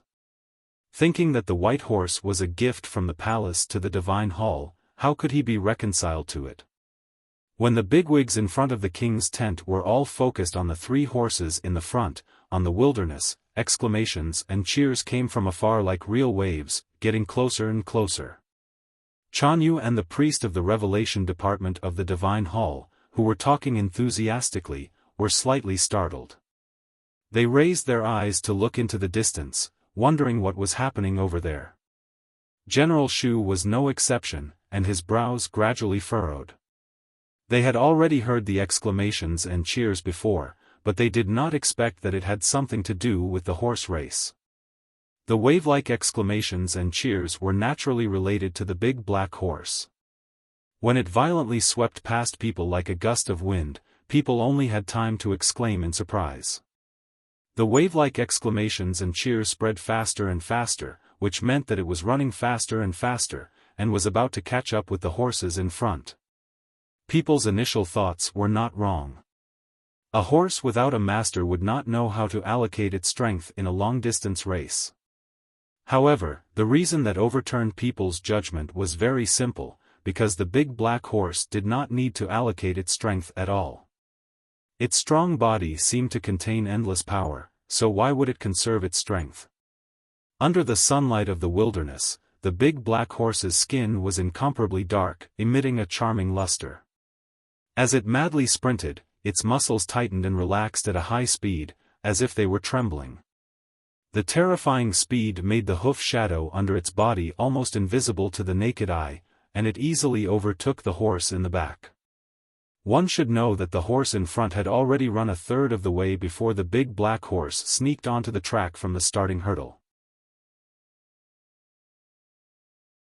However, it had actually caught up with them before they reached the finish line. This kind of speed really made people unable to believe their eyes. The big black horse continued sprinting madly, overtaking the second horse, the third horse, without any pause or hesitation. Its reddish eyes could not see its own kind at all, and only knew to keep overtaking and moving forward. The people participating in the Gomumu meeting in the wilderness were shocked speechless by the scene before them. They could only subconsciously stretch out their hands to hold their heads, and let out exclamations of excitement. Some of the herdsmen even began to suspect that the big black horse was the legendary Pegasus, otherwise how could it run so fast? No one knew where the big black horse came from, or who it belonged to, but they were deeply shocked by the power and speed it displayed, especially when they saw it surpass the other horses with an indomitable momentum. Everyone's blood was ignited by this black shadow, and they began to crazily cheer for it. The big black horse overtook the jade-spotted horse of the Tang army. The big black horse overtook the palace's yellow buckskin horse. Just when everyone present, including the bigwigs in front of the king's tent, were shocked speechless, the big black horse continued to shock the wilderness. It unstoppably caught up to the divine hall's snow-white steed. The white horse was astonishingly fast, like a silver dragon, while the big black horse was like a violent black sandstorm, trying to drown the silver dragon in front of it. In a corner of the king's tent, the Chanyu princess could not hide her shock, and reached out to cover her mouth. In order to choose a gift for the flower addict, Lu Qinjia, the palace tribe had chosen for a long time before they finally picked out a snow-white horse without any impurities, and it was extraordinarily handsome. She did not expect it to be challenged at this time.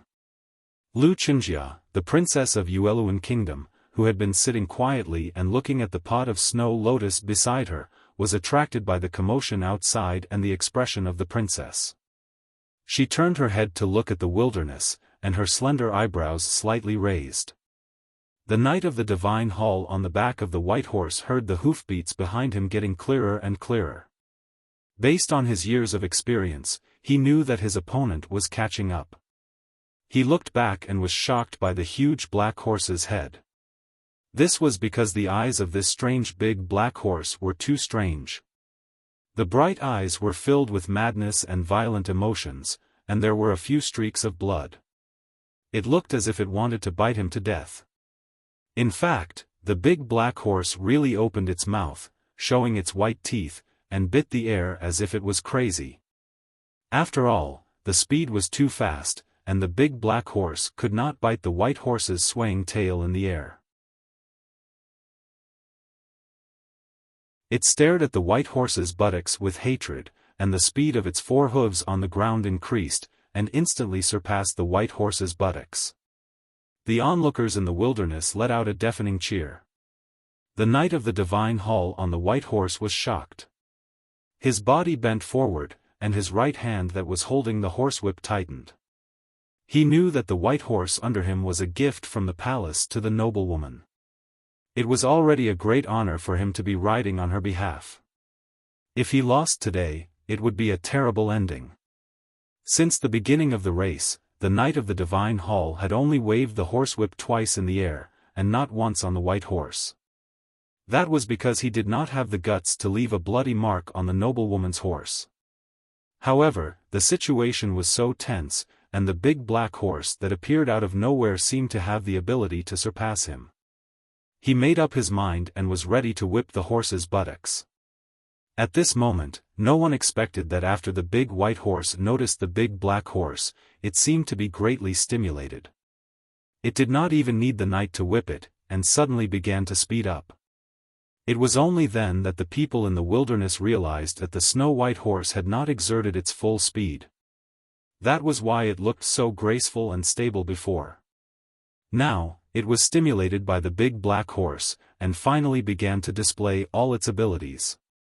It was no longer graceful, and actually began to run extremely crazily.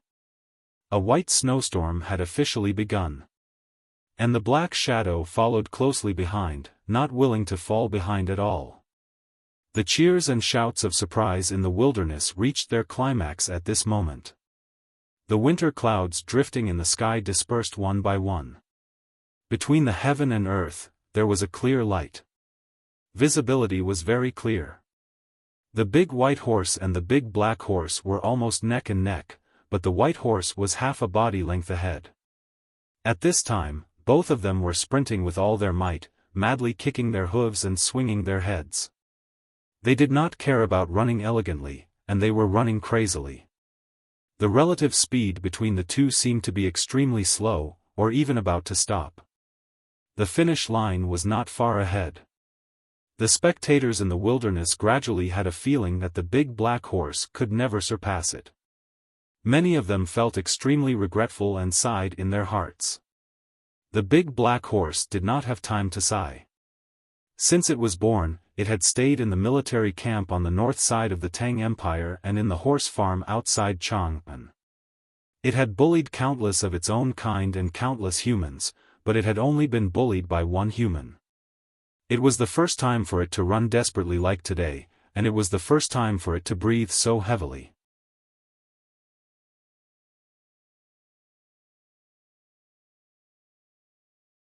It was unique. He thought speechlessly, what's wrong with this guy today? It actually wanted to race with others, which was completely inconsistent with its usual laziness.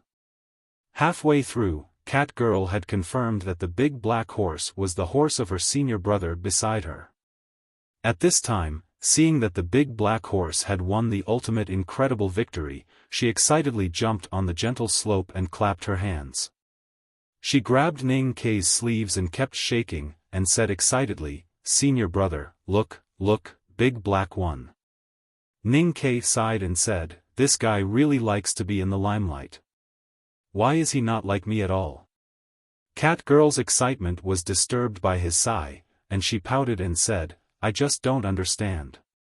What's wrong with being in the limelight? You should know that victory is the greatest honor." Ning Kei did not answer the little girl, and thought helplessly in his heart, "Big black horse is so arrogant in public, what if someone recognizes him? I was still hesitating about when to reveal my identity, and now I'm forced to be led by a horse? But shouldn't he be leading the horse?" The intense horse race made the hearts of all the people attending the Gumumu meeting beat faster, and they forgot everything around them. Cat Girl, who knew the origin of the big black horse, was even more nervous. The leg of lamb that she had received from Ning Kei was nowhere to be found, and her hands were empty with the mutton fat and fragrance. She carefully wiped her hands with a handkerchief, and thought for a while, and said to Ning Kei, "Senior brother, your handkerchief is dirty. I'll wash it and return it to you, okay?" Ning Kei smiled and took the handkerchief directly, and said, "I know how to do this kind of thing." Everything on him and in his bag was prepared by Sang Sang before he left, so he had been very careful. If he lost the handkerchief in the wilderness, he was worried that he would not be able to explain it to his family in Chang'an. Cat Girl's words had no other meaning, and she did not know what Ning Kei was thinking at this time.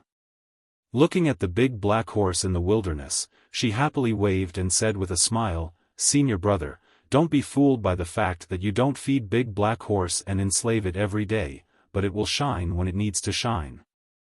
If you don't treat it well, it will be taken away by someone in the future, and it won't miss you. Don't regret it then." Hearing this, Ning Kei could not help but think of a busy, skinny back and a dark face. His heart could not help but shrink. As the heavenly Cat Girl looked down, his heart could not help but shrink.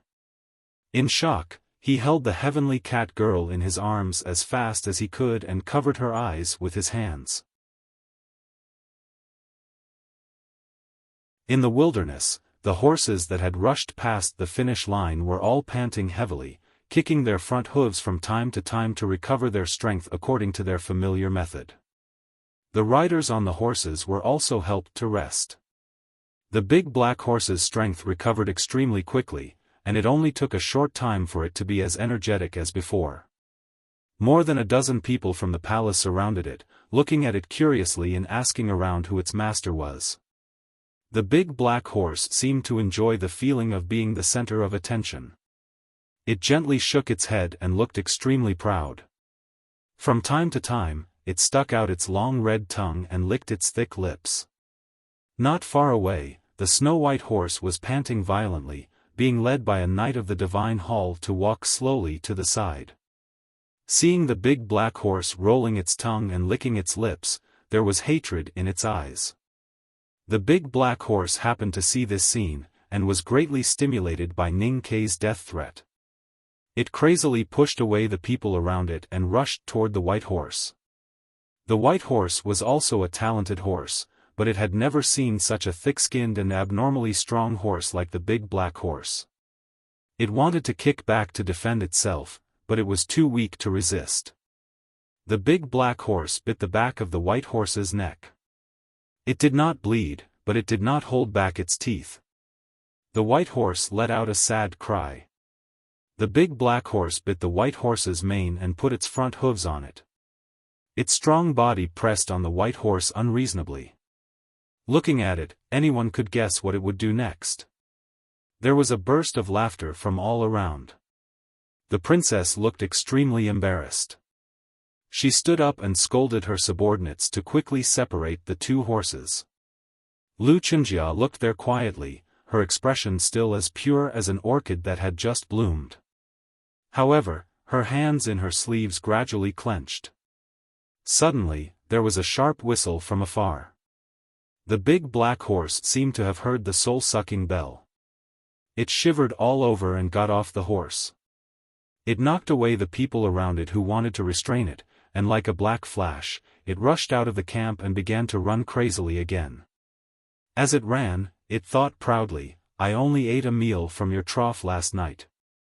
White horse, you bitch, how dare you call a bunch of sisters to deal with me? Do you really think I can't deal with you?" The cold wind was like a knife. The big black horse was full of heroism, and its hooves were dancing. If I don't have some craziness, I really can't win anything. There is still one day left. I thought I would be too lazy to ask for votes before the completion of the 10,000 words in 7 days, but I realized that the last step was too hard. I have lost all my heroism, and I am already a scum. Brothers and sisters, if you have recommendation votes or monthly votes, please throw them to me and stimulate me. To be continued. If you like this work, please come to Chidian.com to vote for me. Your support is my biggest motivation.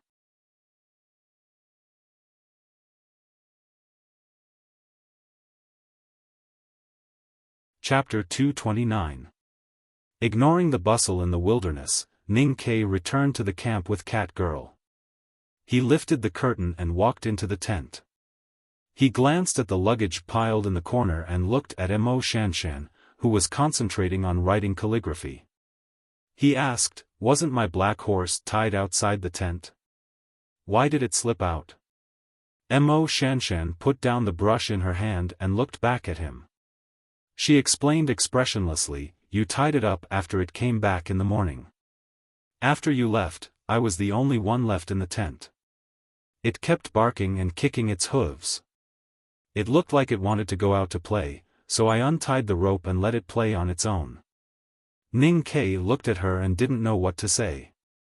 He scratched his head and said, "You let it go when it wanted to go out. Why does this sound wrong? It's a horse, not a human. The big black horse is very intelligent. I can understand what it wants to say." After saying this, Mo Shanshan didn't want to explain more about this matter. She turned around and picked up the brush on the inkstone, ready to continue copying.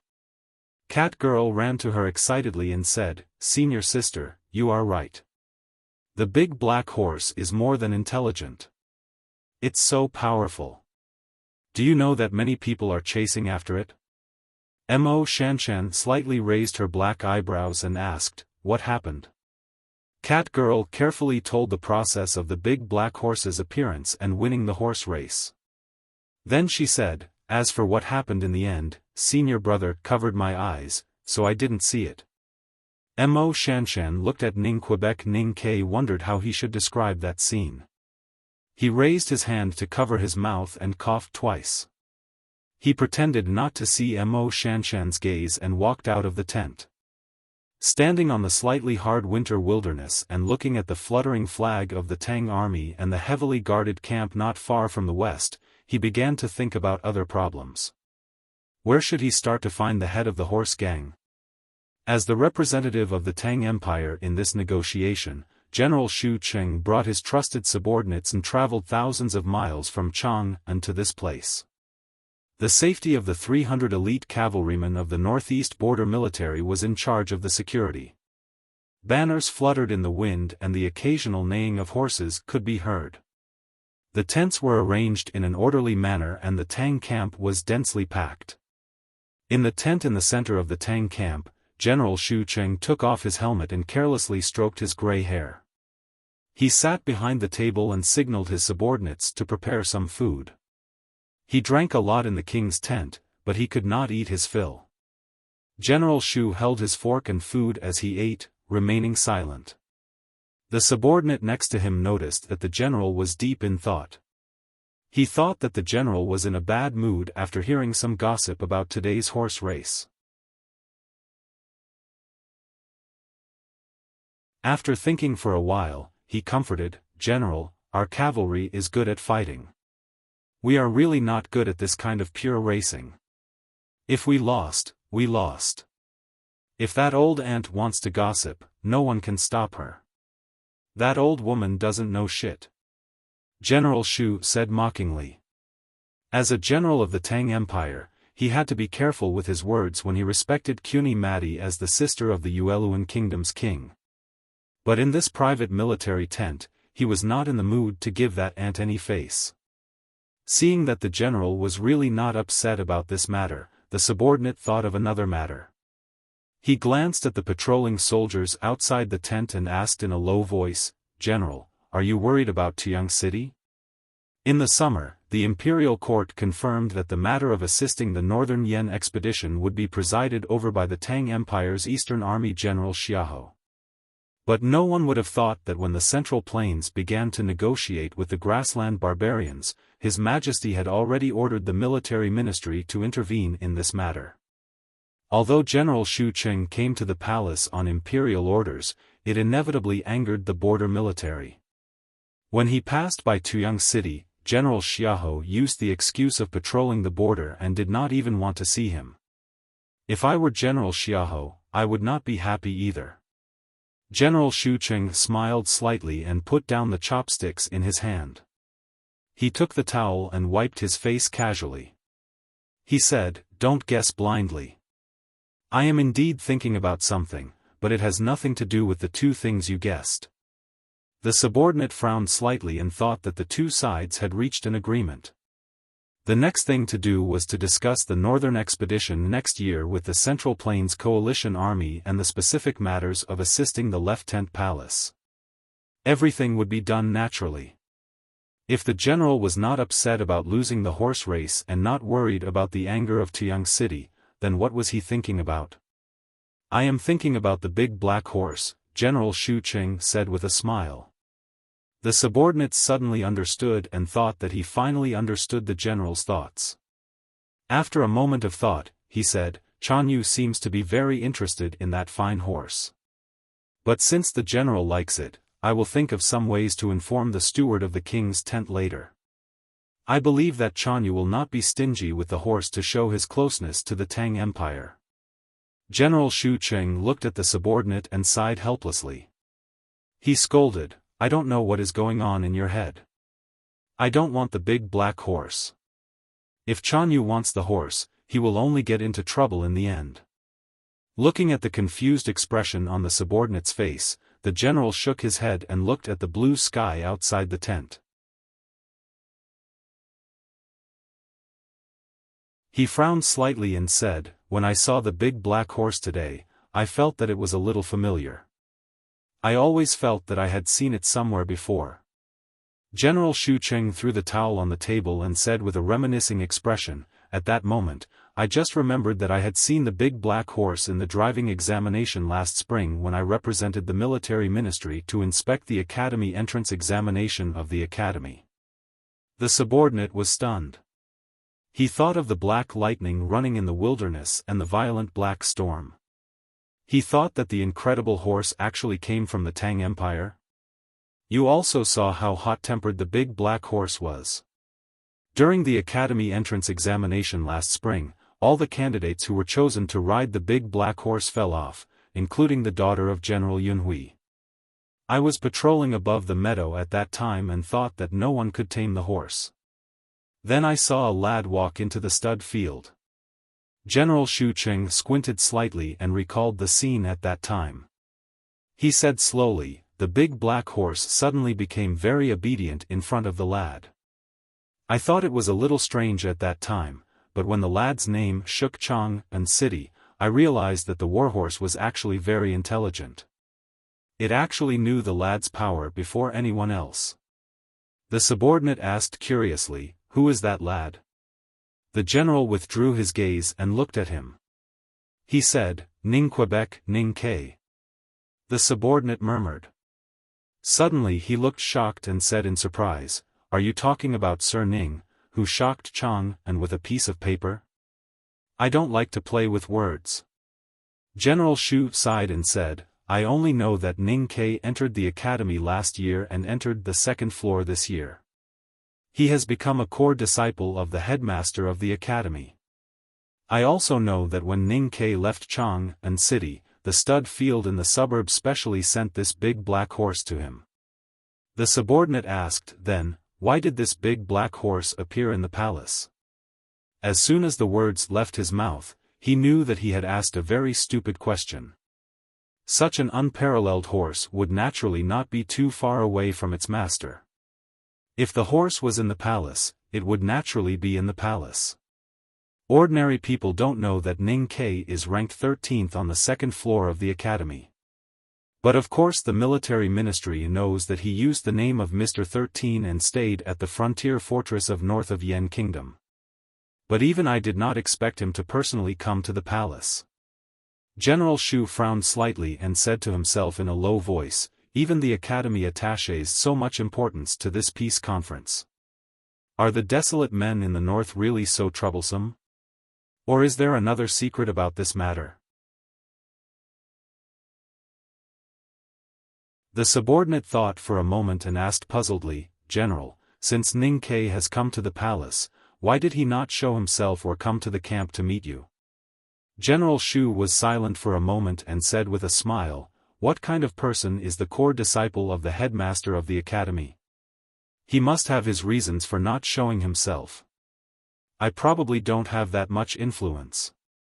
I just feel that this matter is getting more and more interesting." Dusk fell. The bonfire was lit and the sheep were hung upside down. As the aroma of wine filled the air, night fell upon the wilderness. People from all over the world gathered in the palace tribe. There were also many herdsmen from the surrounding tribes who had specially come to participate in the Gumumu gathering. Under the light of the fire and the aroma of wine, people excitedly discussed the scenes they had seen during the day. They argued about which warriors were the most powerful and whose archery skills were the best. Of course, the one that was most mentioned was the violent black horse. Countless people were guessing who its owner was. The owner of the big black horse did not hear the excited discussions of the people.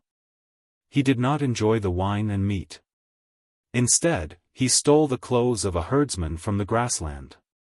Under the cover of the night, he snuck west from the great river camp and approached the Tang camp silently. He then turned south and sat down behind a high ground.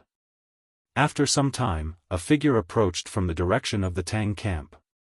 From his speed and body shape, it could be seen that this person was extremely cautious and vigilant. "I've never understood. How can you be so sure that it's one of our people coming by drawing a picture with a wooden stick outside the camp? What if it's just a random drawing by the children on the grassland?" Ning K looked at the man and said. Although there was no fire behind the meadow, he could still vaguely make out the man's face and attire under the starry sky. He looked like an honest Tang cavalryman. The Tang soldier did not answer his question. His eyes were filled with suspicion, as if he did not understand why this fellow would have the leisure to say such nonsense under such circumstances. Ning K stretched out his hand, and the Tang soldier stretched out his hand as well. They seemed to be shaking hands, but with a light snap, the two waist tokens were gently put together, exactly the same. With the help of the starlight, the Tang soldier clearly saw the lines on Ning K's waist token. His expression suddenly changed, and he hurriedly saluted with hands folded in front. He lowered his voice and said respectfully, "I didn't expect His Excellency to come in person." "You don't know who I am. How do you know that I'm His Excellency?" Ning K asked with a smile. The Tang soldier's honest face revealed a simple and honest smile. He said, "It's written clearly on the waist token that His Excellency is a visiting professor of the administration." "Of course, he's my excellency." Ning Ke glanced at the man and asked in surprise, "The Imperial Center Administration is a government office for cultivation. But I don't see any fluctuation of psyche power on you. Have you entered the see-through state?" "If I were a powerhouse in the see-through state, I wouldn't have to go through so much trouble to follow you to the wilderness." The Tang soldier laughed and explained, "Although the Imperial Center Administration is responsible for managing cultivators, not all the staff are cultivators. There are more ordinary people like me." The reason why Ning Ke left the Blue Water Battalion and went deep into the wilderness was because of the message sent by the Nation Master Li Qingshan through the Imperial Center Administration. The Imperial Center Administration would certainly find a way to leave an informant for him near the palace if they wanted to cooperate with him. He looked at the man and said, "Let's cut to the chase. Let's get down to business." The Tang soldier answered with a simple and honest smile, "If His Excellency wants to chat, we can chat. If he wants to get down to business, we can get down to business." Ning Ke was slightly startled. He smiled and thought that the man was indeed a member of the Imperial Center Administration. He probably had too much contact with those arrogant cultivators, so he didn't have the usual respect and awe ordinary people had for cultivators. But his words and actions were so smooth and free. This kind of attitude was really good to use to deal with cultivators. He asked directly, "Do you know my task this time?" The Tang soldier answered honestly, "No." Ning Ke nodded and said, "That's good. Because what I want to ask has nothing to do with the task." This time it was the Tang soldier's turn to be startled. His honest face showed an expression of admiration. He thought that Ning Ke was indeed a distinguished visiting professor of the Imperial Center Administration. He could make such a shameless request of using the power of the Imperial Court for his personal affairs so naturally. Ning Ke continued to ask, "How many people are there in the Tang battalion?" "About 500 people, including cavalrymen and some handymen." Ning Ke looked at the Tang battalion with fluttering flags and dense tents. He frowned and said, "It seems that there are more people in the camp." The Tang soldier explained, "One person rides 3 horses, so we need more space." "How well do you know the situation in the camp?" Ning Ke asked casually. He thought that there were hundreds of cavalrymen in the Tang battalion, and the man was just an ordinary cavalryman. How could he know everything? However, he did not expect that this Tang cavalryman was a spy placed in the northeast border military by the Imperial Center Administration. What he did every day was to observe any movement in the Tang battalion. So when he heard Ning Ke's question, he nodded without hesitation and answered, "I have a basic grasp of it." Ning Ke glanced at him and thought that he was really lucky. He asked, "Is there any special situation in the camp in the last 5 days? For example, are there any injured cavalrymen, or even generals?" The Tang soldier thought for a while and shook his head. "No." Ning Ke said after a moment of silence, "Is there anything worth paying attention to in the logistics of food and medicine?" The Tang soldier was about to answer no when he suddenly thought of something. He frowned and thought carefully for a while. Then he said, "There is indeed something. The consumption of food in a tent seems to be a lot more than usual. This is not surprising. But there is also some problem with the storage of medicine in the camp." Before Ning Ke could continue to ask, he added, "The military medicine is the focus of the department, so I think there is something wrong. The medicine that is consumed for no reason are not only the medicine for hemostasis and muscle regeneration, but also some powder to calm the mind. But these medicines should not be used these days." Hearing this, Ning Ke's eyes gradually brightened. He knew that his guess seemed to be in the right direction. He looked at the brightly lit Tang battalion and asked, "Where is that tent?"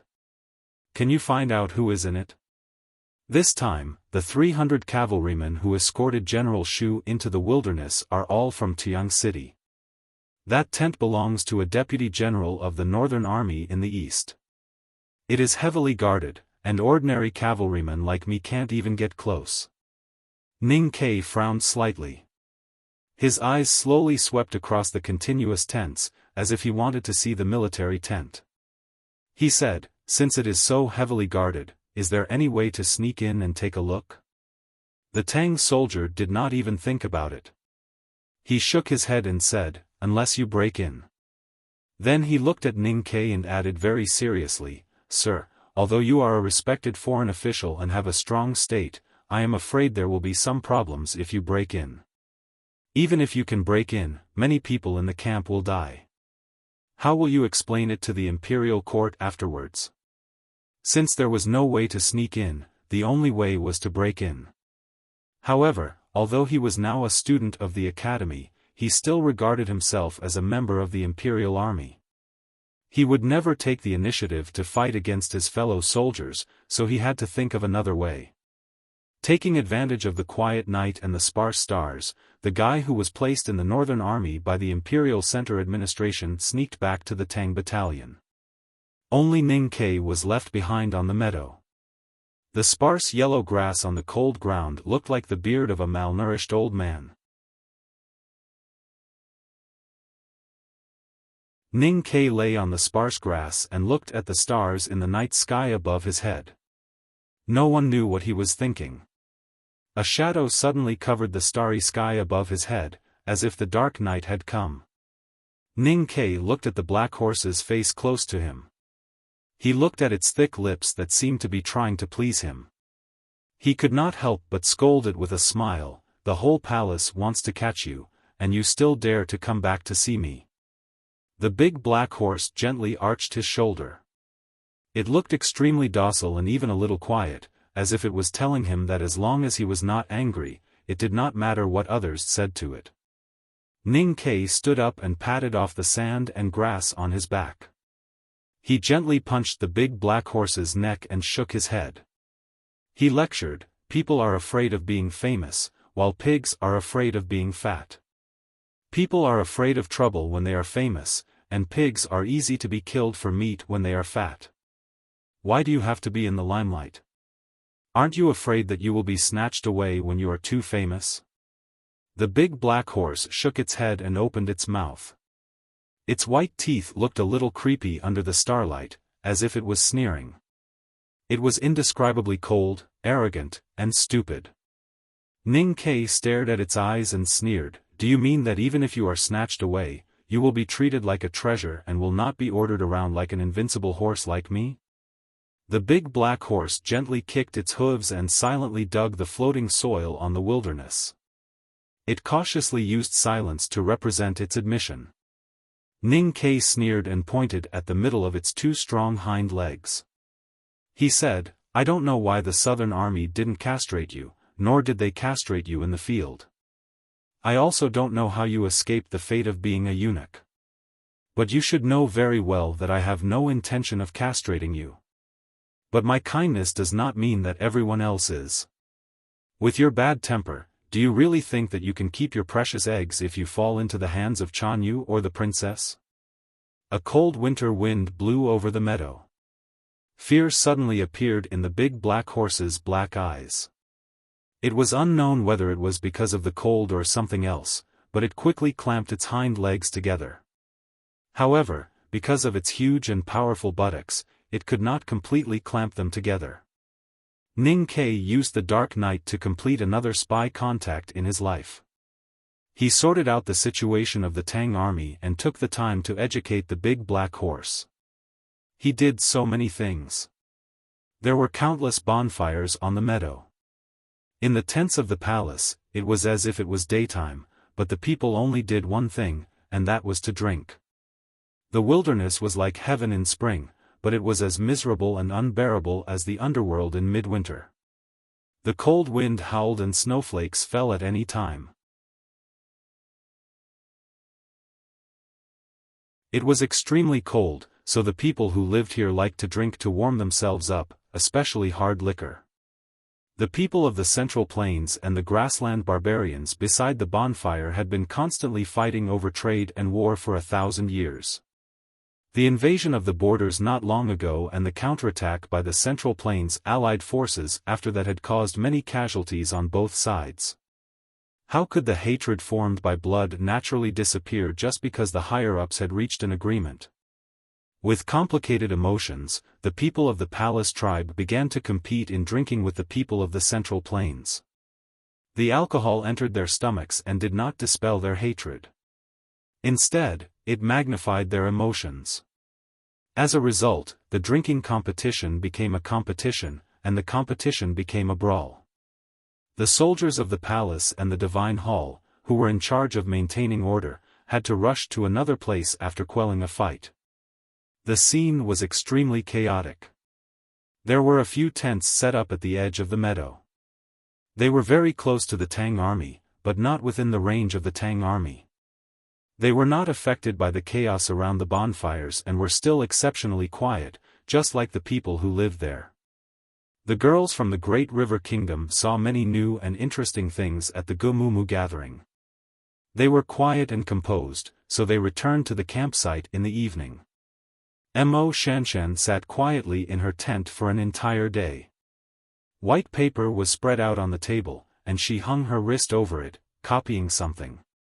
It was as if she did not know the meaning of boredom. At this moment, the tent flap was lifted. Zhuo Zhihua walked in with a young girl. She looked at Mo Shanshan and said gently, "Hill Master, a guest has come to visit." Mo Shanshan slowly stopped writing. She put the brush into a jar of clear water and turned around. The young girl was wearing the uniform of the Revelation Institute of the Divine Hall, but there was an unconcealable pride in her eyes. She had been looking around since she entered the tent, trying her best to look calm. But when she saw the young girl in white beside the table turn around, she still felt a little nervous. Because this was the first time she had seen the legendary calligraphy addict. Mo Shanshan looked at her indifferently and said, "Who are you?" The calligraphy addict was used to speaking in such a direct tone. She did not like to talk nonsense. She was used to looking indifferent because she felt that it was very difficult to make an expression. She was used to looking disrespectful because her eyes were not very good. But just like Ning Kei, who did not know that someone had an eye disease, the female student of the Revelation Institute also felt that she had been severely underestimated and even humiliated. Her nervousness became a little irritated, but she still did not dare to be rude.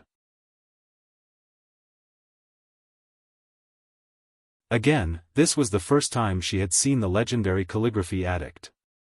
The calligraphy addict was proud and rude. To the students of the Revelation Institute who had always been with another addict, it was easy to understand and accept. The female student of the Revelation Institute bowed respectfully and said, "Princess Chen Jia invites senior sister Mo for a chat tomorrow." Mo Shanshan looked at her quietly and thought of her old friend whom she had not seen for a long time. She thought of her old friend who was as calm as an orchid in the horse carriage above the meadow. After a moment of silence, she said, "I understand. Tonight, please do not talk to me about quality. It will be changed in the future. Tonight, please talk to me about dreams and about the honor of my father's generation. I do not believe that honor is my life. But the honor of my family seems to be taking my life." To be continued. If you like this work, please come to Chidian. Come and vote for me. Your support is my greatest motivation.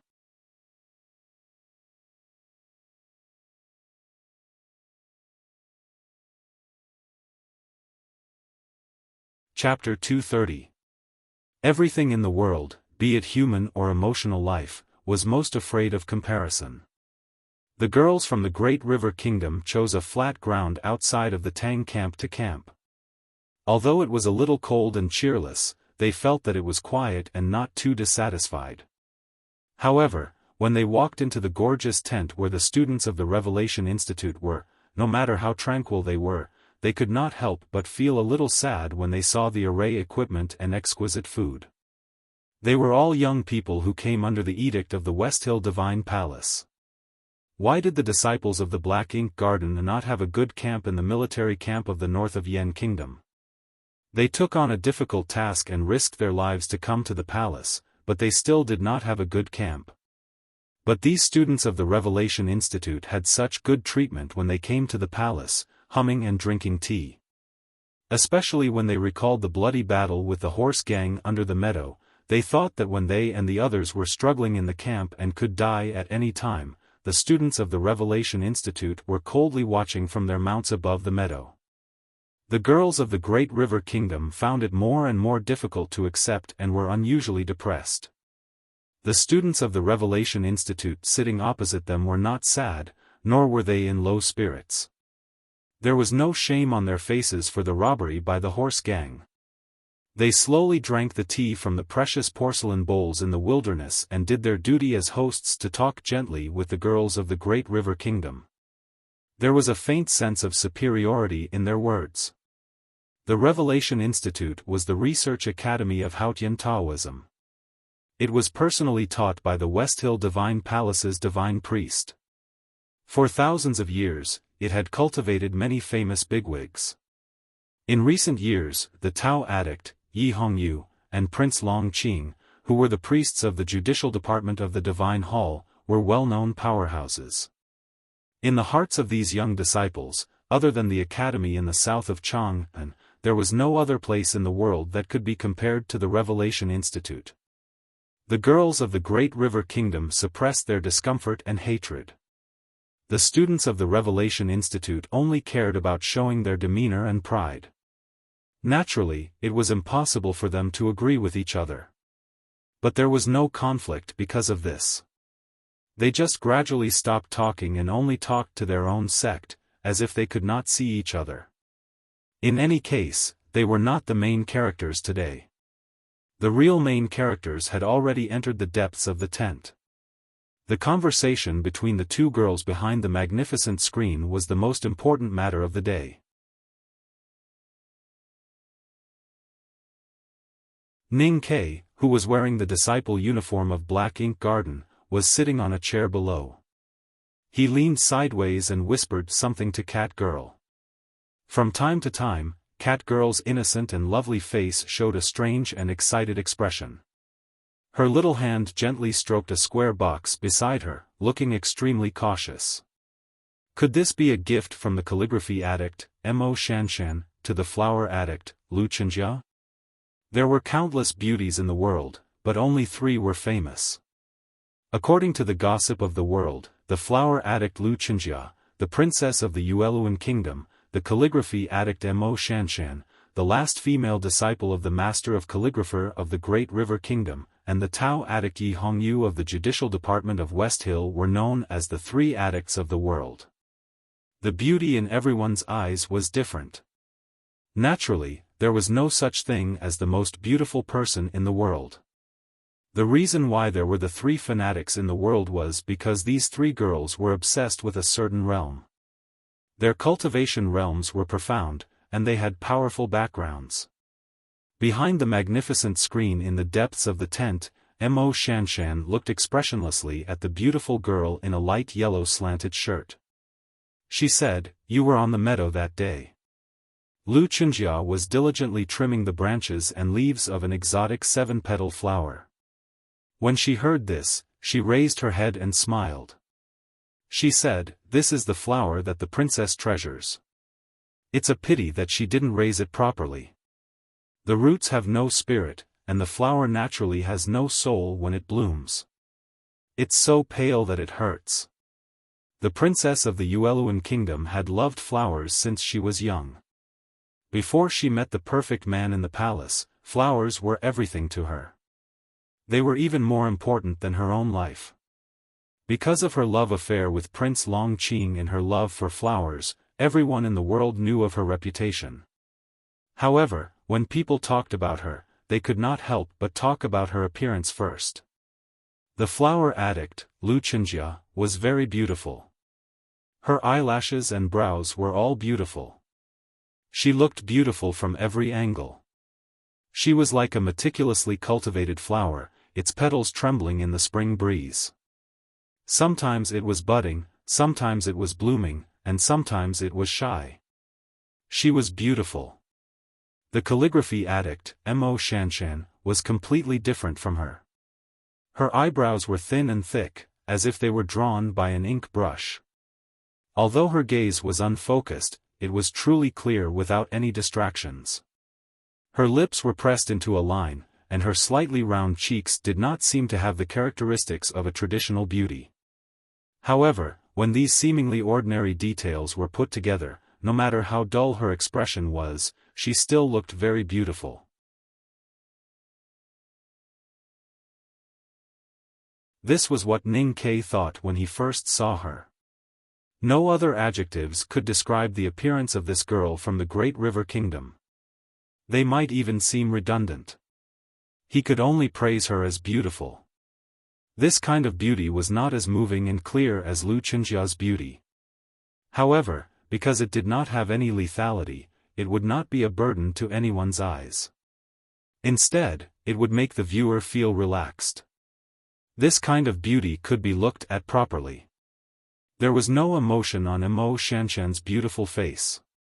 She looked at Lu Qingjia and said calmly, "Since you admit that you were on the meadow at that time, then there is nothing more to say about this matter."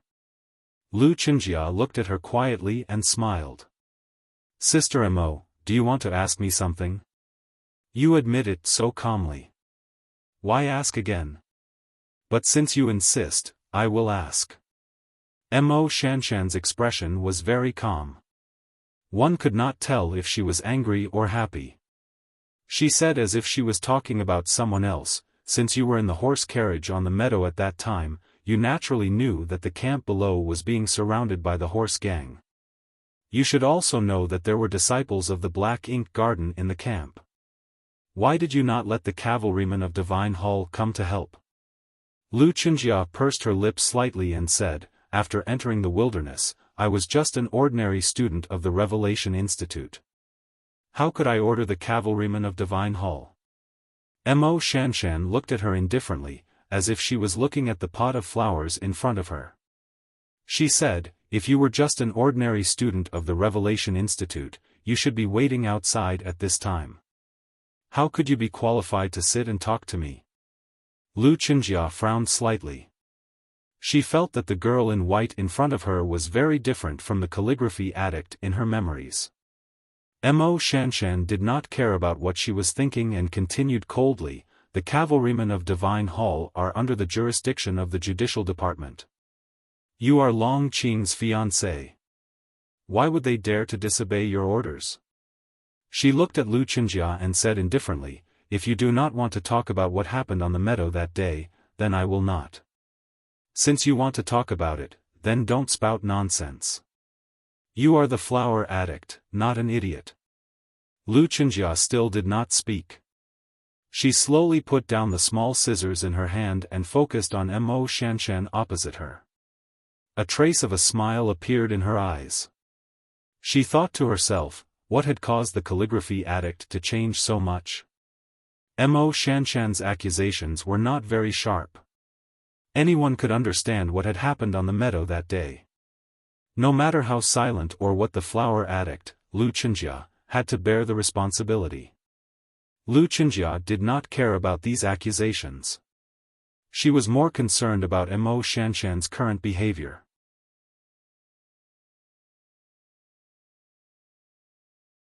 According to her memory and the knowledge of the world, the calligraphy addict was someone who knelt in front of brush, ink, paper, and inkstone all day long. She did not care about the affairs of the world and would not speak her mind because she thought it was troublesome. She was extremely quiet and quiet. She had thought that since she invited Mo Shanshan to meet today, no matter how angry she was over the horse gang, she would not criticize her face to face. She did not expect Mo Shanshan to be so direct and tough. Lu Qingjia looked at her quietly. After a long silence, she said, "Sister Mo, you have changed. You have become much more direct and mean. I am very surprised and surprised." Mo Shanshan thought about it seriously for a moment and replied, I did not know that being direct would sometimes have an effect of being mean. Lu Chenjia looked at her and sighed softly. She smiled bitterly and said, I did not expect that even you have changed. Mo Shanshan replied calmly, I have learned many things from someone recently. I am getting used to this change. Lu Chenjia was silent for a moment and asked softly, Did you come today to criticize me? Mo Shanshan replied calmly and firmly, If I did not come to criticize you, why would I come to see you? Lu Chenjia sighed and said, I only knew that you were under the meadow when you used the half-divine talisman. Mo Shanshan looked at her beautiful face and paused for a moment before saying, Even if I was not under the meadow, there would be others under the blades of the horse gang. Lu Chenjia said calmly, I know you and I admire you. So your life and death are related to me. If you die, I will be sad. The life and death of others have nothing to do with me.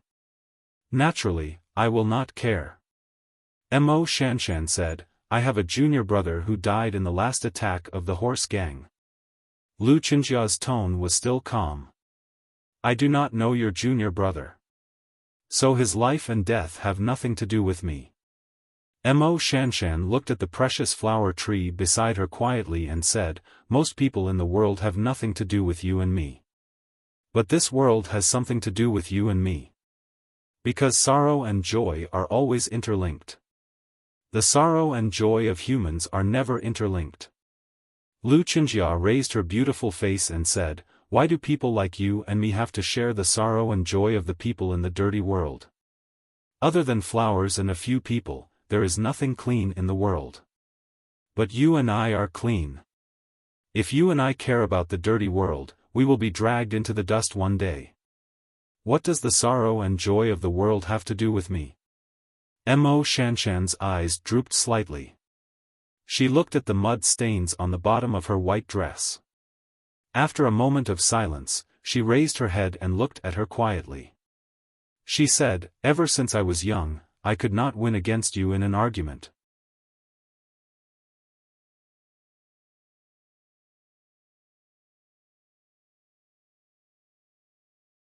In a tent, the priest of the Revelation Department of the West Hill Divine Palace sensed the two auras coming from afar. He woke up from his meditation and looked in that direction through the curtain. He let out a soft sigh. The half-divine talisman was so full of energy. The calligraphy addict seemed to be stronger than when they met the thief on the meadow. Even he did not dare to say that he could win. Chenjia, this flower, was probably going to lose. Lu Chenjia looked at the flower that finally melted into the air and disappeared. She looked at the girl in white and said calmly, My cultivation state is not as good as yours, and I am not as good as the Tao addict. But I really don't care. If I lose, I lose. What I like is cutting flowers and leaves. Mo Shanshan slowly retracted her right hand into her wide sleeves. She looked at her and said, If you are only obsessed with flowers, then you are naturally not the flower addict. Lu Chenjia seemed to have thought of something. A gentle smile appeared on her face. There was also a hint of disappointment. She said, The flower addict, the flower addict. I think it should be enough to be obsessed with people and flowers. Mo Shanshan stood up and looked at her. She said, Back then, you used to hold a hoe and dig in the mud. Your hands were covered in dust and your face was covered in sweat. I think you were better then than the so-called quiet you now. Lu Chenjia lowered her head and continued cutting flowers. She said, But he likes the current me more, and he will protect me. Mo Shanshan looked at her silently. Her lips curled into a smile. It was the first time in her life that she had learned to smile like a winner, so she looked a little awkward. Someone told me last night that it doesn't matter how quiet you appear after you lose. But if you mention Longqing, it means that you are starting to get angry. Then you will really lose.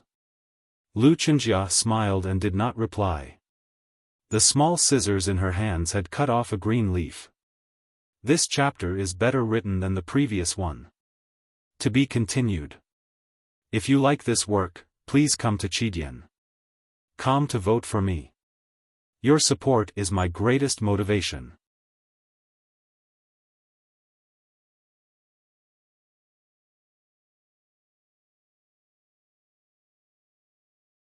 Chapter 231.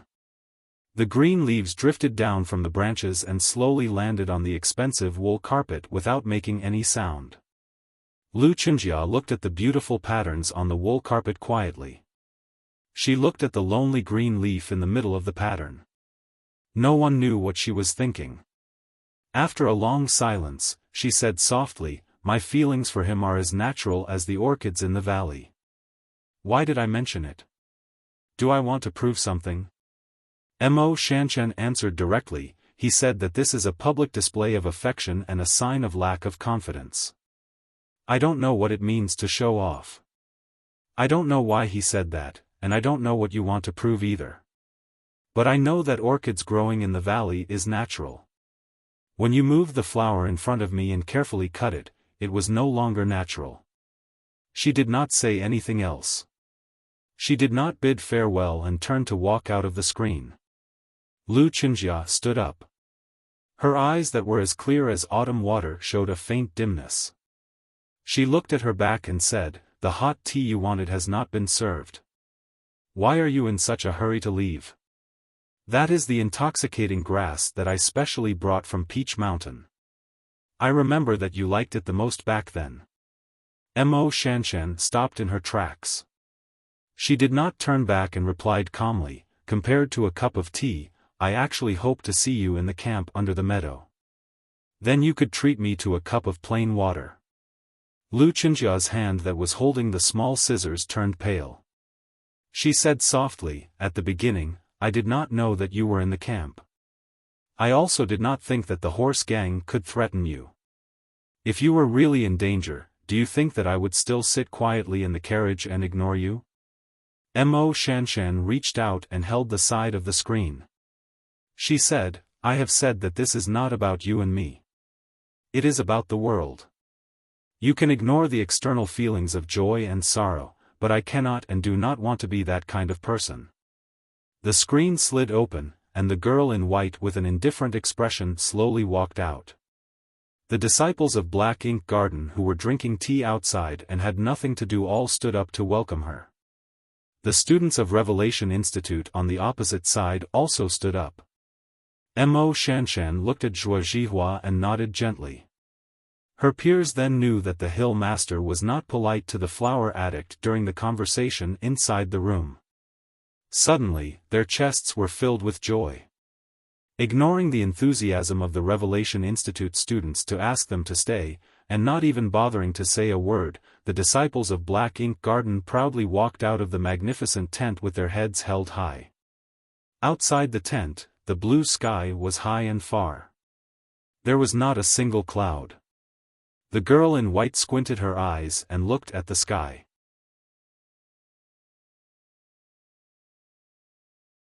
She thought about how Lu Qinjia had finally lowered her head and lost her arrogance. She could not help but feel relieved. Only then did she understand that this was bullying. Only then did she understand that the so-called revenge was not limited to words or fists. Thinking of this, she looked back at Ning Ke, who was standing quietly in the group of girls. She thought to herself, as a disciple of the Academy of the Tang Empire, he should be generous, but why is he so meticulous? The girls of the Great River Kingdom returned to their own campsite and could no longer suppress their curiosity. They began to ask the Hill Master what she had said to the flower addict. The tent was filled with chatter and bustle. Even Ning Ke looked towards her. After a moment of silence, Mo Shanshan repeated the previous conversation. The joys and sorrows of the world have nothing to do with her?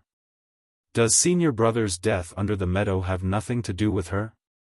It seems that we, the people of the world, are not even comparable to a flower in the eyes of the princess. Cat Girl held the box and said loudly, unable to suppress her anger. If this square box was a gift from Black Ink Garden to the Revelation Institute, why did she bring it back? The flower addict princess seems to be quiet and gentle, but her heart is not in the world. This matter has nothing to do with her. The ones who deserve to die are the cavalrymen of Divine Hall and the old woman who is standing on the meadow and watching coldly. Zhuo shook her head and looked at the box in Cat Girl's arms. She frowned and asked curiously, "What is this?" "This is a secret weapon. Yesterday, Senior Brother Zhong and I spent 100 taels of silver to buy it from someone." Cat Girl hugged the box tightly and snorted. She said indignantly, "It's a pity that Senior Sister Shanshan refused to use it." Mo Shanshan gently smoothed the paper on the table with her right hand. A few strands of hair fell from her ears. She said, "Even though Qinjia didn't say it, I have already taught her a lesson. There's no need to humiliate her further." Ning Kai could not help but shake his head when he heard this. In the traveling carriage, he had taught the calligraphy addict on the first day. There was an eternal truth that one had to be beaten to death. Asking for justice and bullying was not much different from beating someone up. Since they were going to fall out with each other, of course, they had to humiliate the other party to death. He looked at the calligraphy addict, who was about to start practicing calligraphy again. He suddenly realized that ever since he entered the back of the mountain of the academy, he had been obsessed with cultivation and had forgotten about writing for a long time. Suddenly, he realized something else. Ever since he had combed her hair once in the carriage at the tragic camp, she had maintained this hairstyle.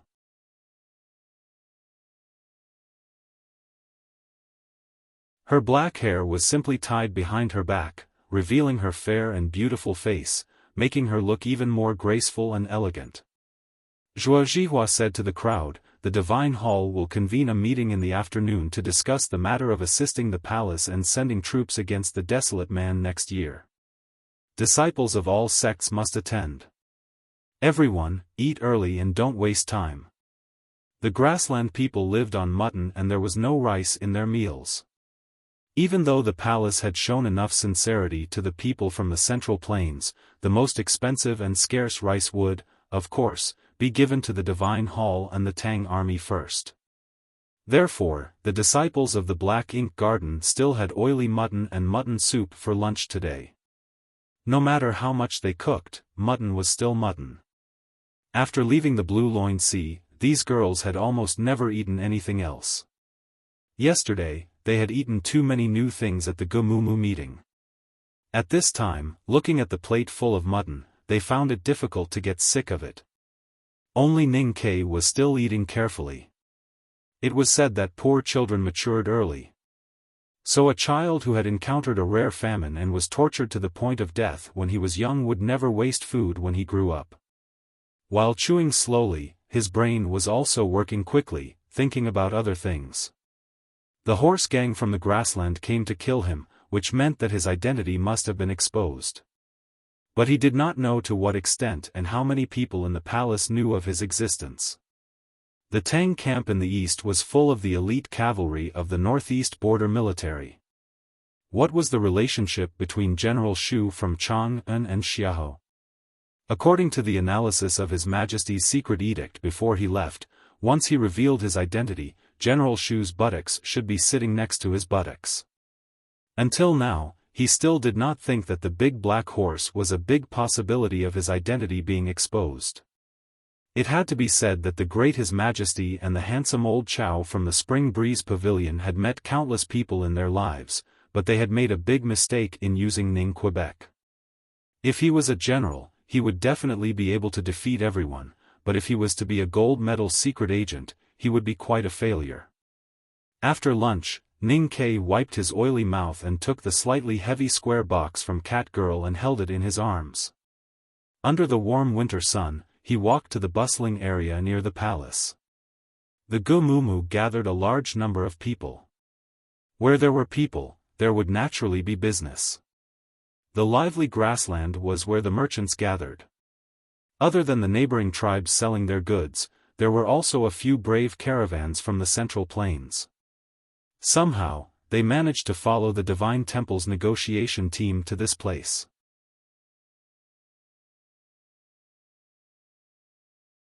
The things in the box in his arms were goods that a merchant from the Yen kingdom had specially brought to win the favor of the Chanyu princess.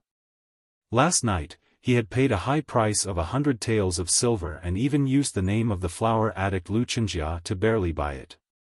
Since Mo Shanshan did not want to use it, and he could not bring it back to Chang'an, he naturally did not want it to freeze to death in the cold wilderness.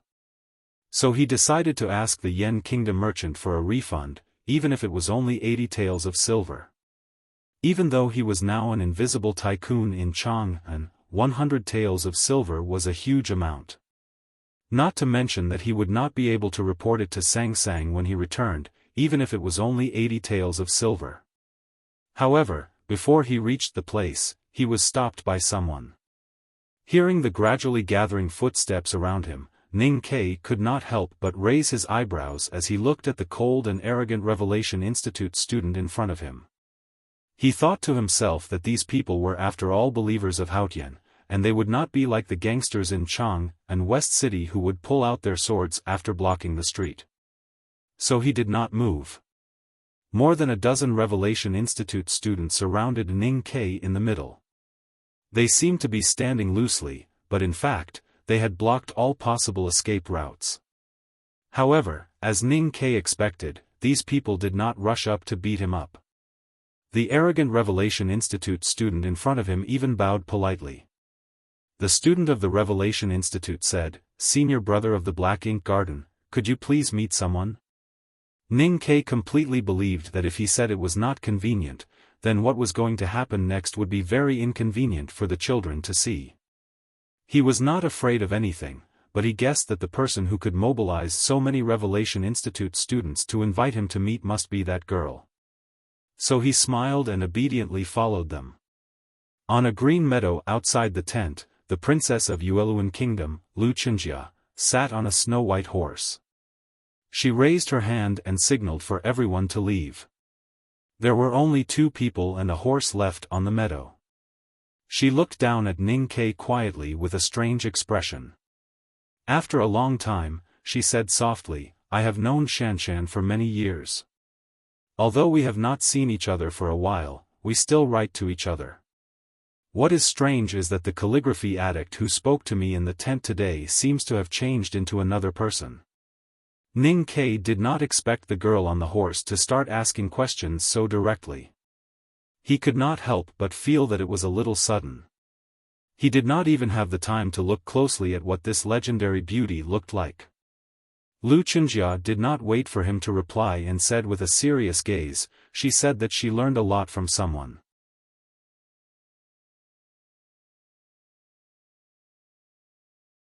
"I am very curious about who that someone is, so I took the liberty to invite you over to ask."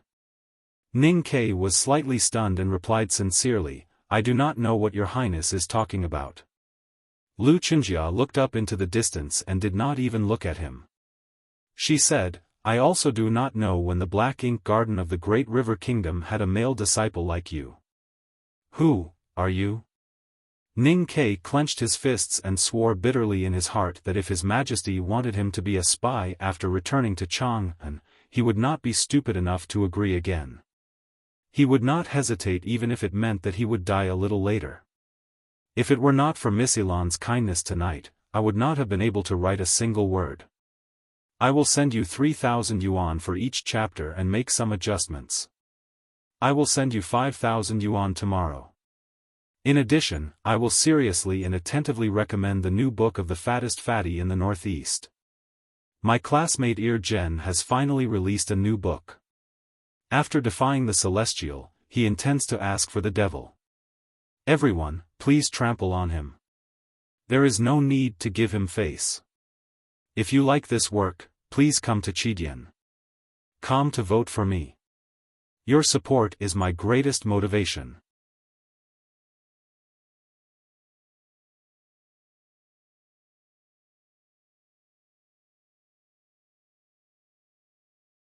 Chapter 232. Looking at the beautiful girl on the white horse, her hair blown by the winter wind, Ning Kai's heart ached. He knew that the situation he was facing now was a little tricky. He did not have many choices left. He could either defeat her from the horse or reveal his identity as a student of the academy. But should he call himself Zhong Dajuan or something else? The problem was that this girl was one of the 3 addicts in the world. Even though her cultivation state was not as high as the Tao addict and Mo Shanshan, her cultivation state was at the upper see-through state, which was enough to bully him. As for revealing his identity as a student of the academy, Ning Ke was still a little hesitant. Lu Chenjia looked down at him calmly. From her expression, it could be seen that she did not care about his answer at all. She continued, harsh, bitter, and dark. The calligraphy addict I met today disappointed me. Because she was originally like me, a rare pure person in this world. She was one of the few friends I had in this chaotic and disappointing world. So I am very curious as to who caused such a huge change in her. I know that there are many dark and ugly things in the world that people like you regard as wisdom. I do not understand and do not want to get involved. I also do not want her to get involved. I hope that you will stay away from her in the future. Ning Ke raised his head to look at the beautiful princess on horseback and replied gently, Your Highness, I don't think I need your advice on the relationship between me and the Hill Master. And I don't think such advice will be effective. Shanshan is pure in nature and has not experienced the affairs of the world. When she first comes into contact with your dark tricks, she will probably find it interesting and think that it is the truth. But you must remember that you men are ultimately the dust and dirt of the world. No matter how you try to cover it up with words and actions, you will one day reveal the filth within. Lu Chenjia looked at him coldly and did not hide her disgust. She said, I just don't want her to be deceived by you. I don't want her to experience disappointment. That is why I came to see you to say these words. Hearing this, Ning Ke was certain of a few things. The legendary Anthemaniac princess was not a naive girl who only knew about flowers and plants and hid in her garden. On the contrary, she was very intelligent and sensitive. She could quickly find out the possible reason for Mo Shanshan's change. Moreover, she was a bit of a neat freak both physically and mentally. Thinking of the battle with the horse gang, the cavalrymen of Divine Hall on the meadow, the horse carriage in the middle of the cavalrymen, and the beautiful girl in front of him was also in the carriage at that time, Ning Ke became more and more confused. Where did her obsession with spiritual cleanliness come from? How did it manifest in her daily life?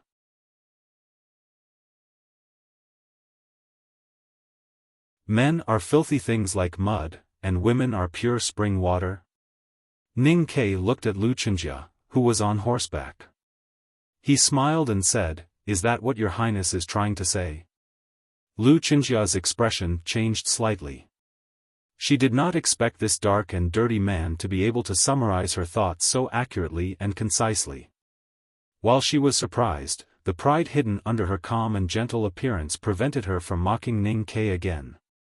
Instead, she nodded. Ning Ke suddenly smiled and asked, What about Prince Longqing? During his discussion with Mo Shanshan last night, he had mentioned that the flower addict, Lu Chenjia, who had grown up around the White Tower and lived in the imperial palace since she was a child, was as pure as a piece of paper in terms of cultivation and love. They could only start from these 2 aspects if they wanted to grab hold of the gap between her and Prince Longqing.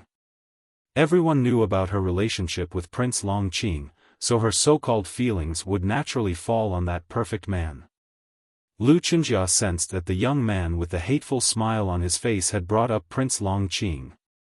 She smiled mockingly and said calmly, An idiot like you would naturally not understand that a perfect and flawless man lives in the pure and bright world that you will never be able to touch. Hearing these words, especially the words, perfect and flawless, Ning Ke could not help but think of Song Song's evaluation of Prince Longqing in the wine shop in Chang'an. He could not help but shake his head and laugh. Lu Chenjia's face turned cold when she saw him laughing for no reason. That was because his laughter was obviously because of Prince Longqing. To her, this was even more serious than humiliating herself. Ning Ke suddenly stopped smiling and looked at the beautiful girl on the horse. He asked seriously, in this world, other than the West Hill Divine Palace after the light and the wordless flowers and plants that you cherish so much, everything else is dirty and untouchable. Then I really want to know, Your Highness, do you really think that everything that happened on the meadow that day was clean? Lu Chunjia looked into his eyes and said calmly, that has nothing to do with me. I only know that if you want to use this to drive a wedge between me and Shanshan and lure her into the path of darkness, then you deserve to die. Ning Ke looked back into her eyes and said gently, what are you saying? If Your Highness really wanted to kill me, you would have done so long ago. Why did you specially call me here to talk in private? Lu Chunjia gently stroked the neck of the white horse and said softly, I just want to remind you today that no matter what you are thinking, even if you can hide it from Shanshan, you can't hide it from me and everyone else in the world. You are just an insignificant person like a worm. There are many people in the world who can make you wish you were dead.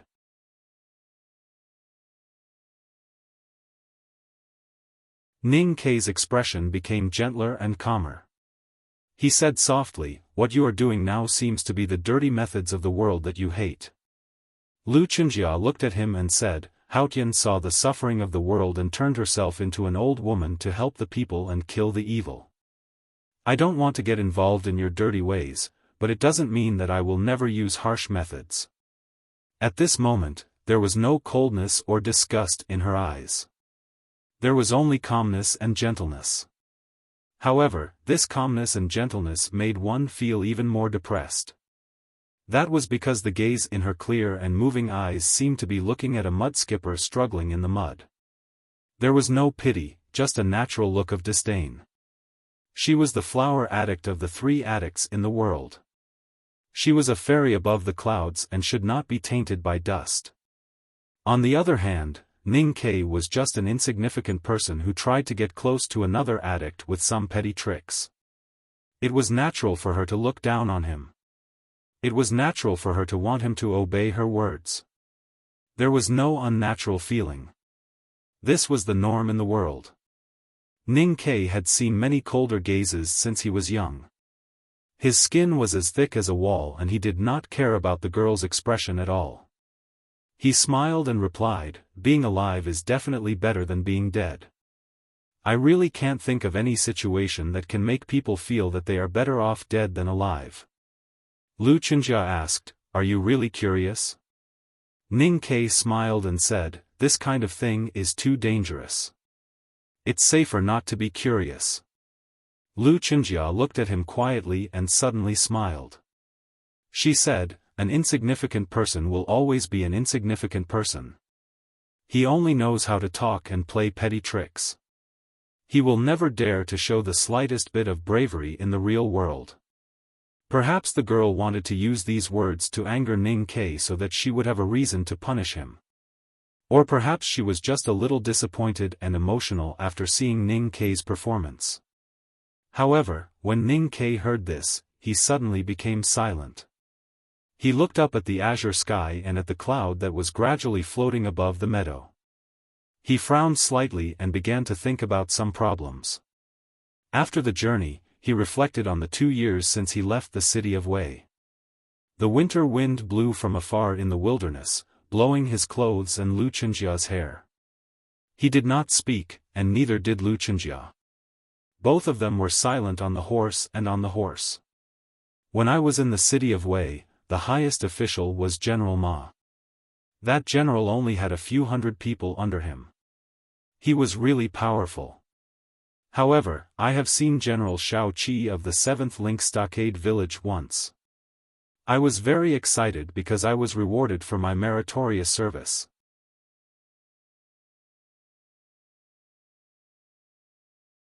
However, I did not expect that General Shao Qi did not even look me in the eye and left in a hurry after handing out the reward.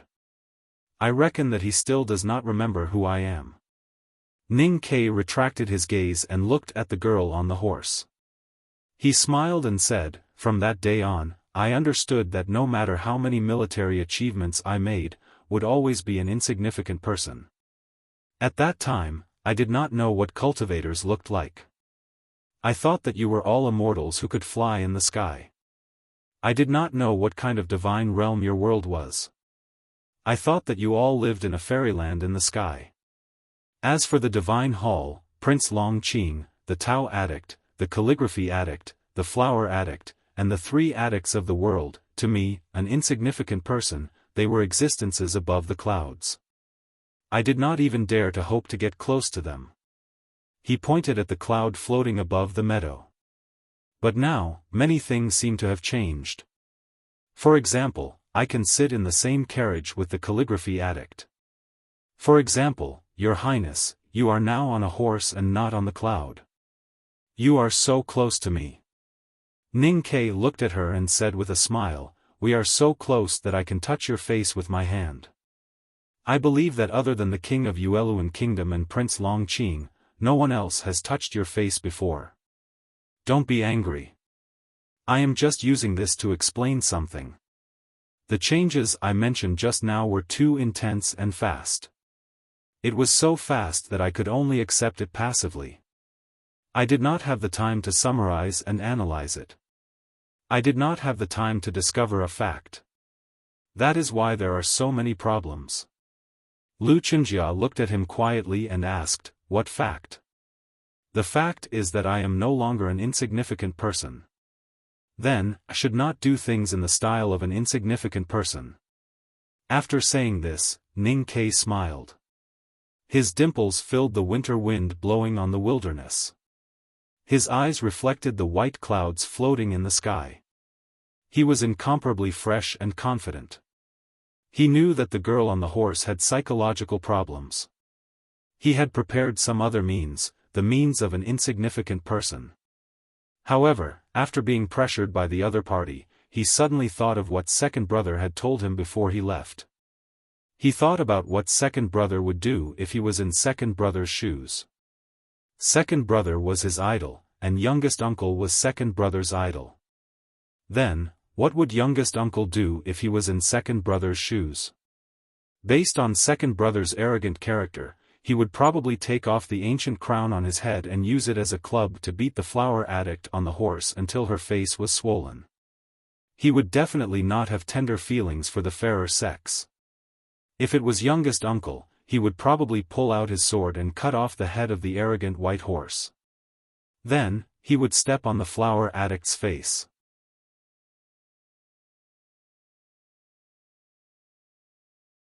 Ning Ke was not like second brother, who had reached the knowing destiny state. He was also not like youngest uncle, who had left Jianghu for a long time but was still a legend. He was just a newcomer and his state was pathetically at no doubt state. However, he was still a student at the back of the mountain of the academy and a core disciple of the headmaster of the academy. He did not have the ability to defeat the 3 addicts of the world. He could not drag Lu Qinjia off the horse, take off her pants, and spank her bare butt until it turned red. Then, he could ask Mo Shanshan to draw a sketch and send it to Prince Long Qing. However, since he had already understood that he should leave the world of insignificant people and decided to reveal his identity, he naturally had his own way. When I bought this gift yesterday, I told the merchant from the Yen Kingdom that it was for you. Only then did he agree to sell it to me. I spent 100 taels of silver on it. It's not cheap. Ning Ke picked up the square box that he had been holding in his arms and untied the cloth on it. In the box was a small flower tree that was secured by a straw frame and protected by a paper film. He tore off the paper film and showed Lu Qinjia the breathtakingly beautiful blue petals and green stems. He said, of course, even if I gave this flower to you now, I believe that you would not change your opinion of me. So, I'm just letting you take a look. Lu Qinjia was slightly stunned. She looked at the blue flower tree in his hands and recognized that it was an extremely rare 7-petal blue lotus. This lotus was blue in color and extremely beautiful. Unfortunately, even though this flower was resistant to drought and cold, it was often accompanied by extremely strong nemeses. Therefore, there were very few of them in the world. The 7-petal blue lotus, is indeed a good flower. It's not expensive to sell it for 100 taels of silver in the wilderness. Even though Lu Qinjia hated Ning Ke, she was a flower addict and naturally loved flowers. Her evaluation was extremely objective and honest. Then, she frowned slightly and reprimanded, even if the 7-petal blue lotus is resistant to cold, it is still a plant from the south of Yen. How can it withstand the cold wind in the wilderness? Hurry up and put away the paper film. Ning Ke was very obedient. The girl on the horse asked him to keep it, so he kept it. However, he did not keep the rare flower tree in his hands, but the hands that were holding the flower pot. The flowering tree slipped from his hands and instantly fell to his feet. When it touched the hard ground of the wilderness, the flower pot cracked and shattered like fragile glass. The paper film of the straw rack was all smashed. The beautiful flowering tree inside suddenly became unrecognizable. Its petals were scattered and its green branches were broken. It seemed that it would never come back to life again.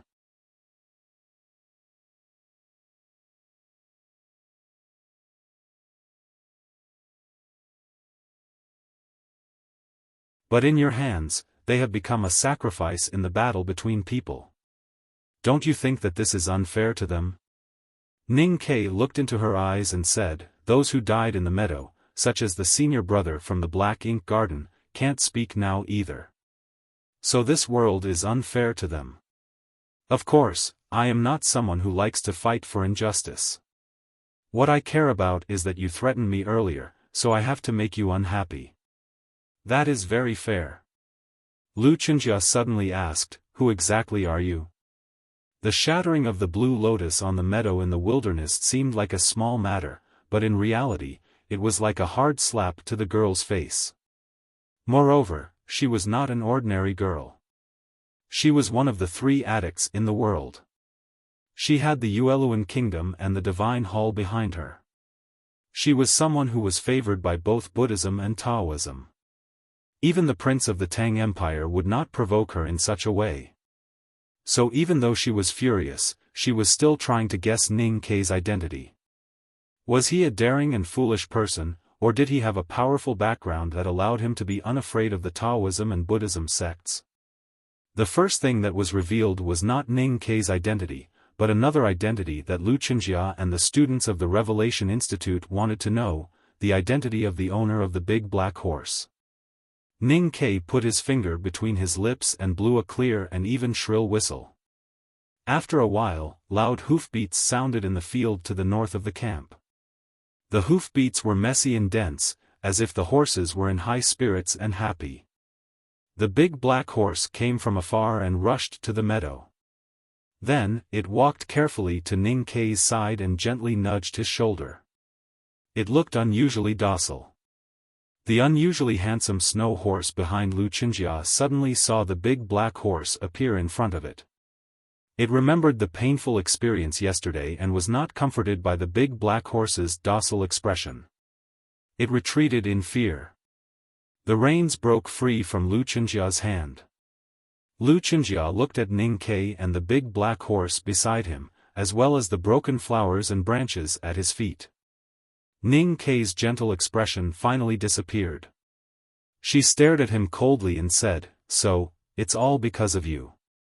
Ning Ke cupped his hands in greeting and said gently, "Yes." The big black horse was the focus of everyone's discussion during the Gumumu gathering.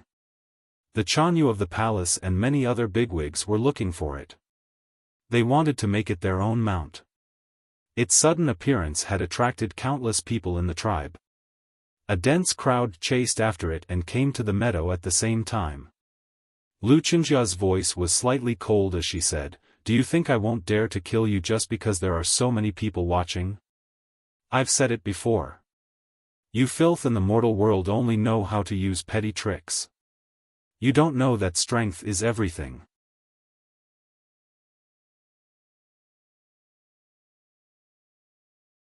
I know I'm weak, but I also know that strength doesn't mean everything.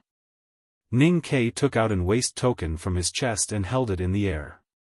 He said, "Sometimes, background is more important." A student of the Revelation Institute saw the words on the waist token and frowned. He said, "Fish Dragon Sect, what is this?" Ning Ke was slightly stunned. He looked at the waist token and smiled. "Sorry, I took the wrong one." He changed the waist token and held it in front of Wuxia. The expressions of the students of the Revelation Institute changed slightly. Someone shouted, "So what if you're a student of the academy?" Ning Ke shook his head and said, "You should have looked more closely." The students of the Revelation Institute took a closer look and saw clearly what this token represented. Everyone fell into a state of shock and silence. They did not know what to do with the Divine Hall swords in their hands. Lu Qinjia also saw the waist token clearly. Her gaze turned cold. "Is there anyone who wants to kill me now?" Ning Ke looked at the students of the Revelation Institute around him and said sincerely, "If no one wants to kill me, then I'll leave first. The meeting that the Divine Hall has called should have started. I don't have much time to waste." Then he looked at Lu Qinjia and said with a smile, "I have a few words to say to you. First, if the difference between a small character and a big character is not their character, but their background, sect, or family, then I'm not a small character. Second, you don't have the ability to make me wish I was dead. I think even the three great gods of the Divine Hall don't have the ability to make me wish I was dead. So I hope that when we meet again in the future, Your Highness, you don't have to say so much nonsense. Finally, there's no perfect person in the world. Of course I'm not. Your partner Prince Long Qing isn't either. At least in front of me, he probably doesn't have the confidence to say such words." With that, Ning Ke mounted the big black horse, lifted the reins and galloped toward the camp. Before he mounted the horse, he stepped on the 7-petal blue lotus that was scattered on the ground. No one knew if it was intentional or not. To be continued. If you like this work, please come to Chidian.com and vote for me. Your support is my greatest motivation.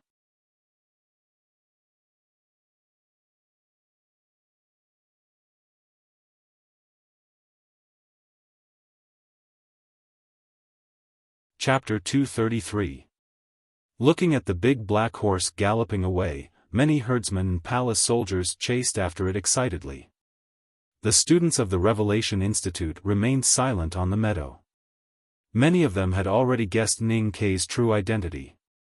Thinking of the matter that had been the talk of the cultivation world since spring, they could not help but worry about Princess Qinjia's feelings. Princess Qinjia's fiancé was Prince Long Qing. The godlike man's life had been smooth sailing.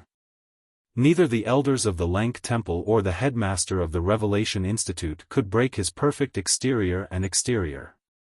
He had only lost once in the academy in the south of Chang'an. Although not many people knew what had happened that time, a loss was a loss. Today was probably the first time Lu Qinjia had seen the man who had defeated her fiancé. The students of the Revelation Institute were worried that she would be upset. They did not dare to look at her in case she felt embarrassed or angry. They could only lower their heads and pretend to look at the ground of the wilderness. There were 7-petal blue lotuses scattered on the meadow. It was a mess. Lu Qinjia's beautiful face did not show any embarrassment, but her usually calm heart was in a mess. She took out an expensive silk handkerchief from the snow saddle and walked to the broken flower pots. She carefully wrapped the blue lotuses that were about to wither and turn black from the cold wind. Then, she carried it in her arms and mounted the horse, walking towards her tent. A disciple of the Revelation Institute behind her mustered up the courage to remind her. "Your Highness, the Divine Hall has called for a meeting today to summarize the matters of the frontier fortress for the past few months. We also need to discuss the plan to deal with the desolate man next year. This is a serious matter. You should go and take a look." Lu Qinjia lifted the reins lightly. She did not care about the voice behind her, nor did she care about the meeting called for by the Divine Hall. She only looked at the big black horse in the distance, thinking about many things. When the news of the opening of the second floor of the academy spread in spring, she had been silently paying attention and praying. She hoped that her partner would get what he wanted and enter the back of the mountain to become the core disciple of the headmaster of the academy. However, she did not expect such a proud, confident, and powerful man who seemed to never be defeated to actually be defeated. After that, Prince Long Qing returned to West Hill. Although the two had never discussed the matter of the second floor of the academy, she could clearly feel that the current Long Qing was slightly different from before. He was still proud and confident, radiating a dazzling brilliance, but there was something unnatural in that pride and confidence, and there was a very faint shadow in the brilliance.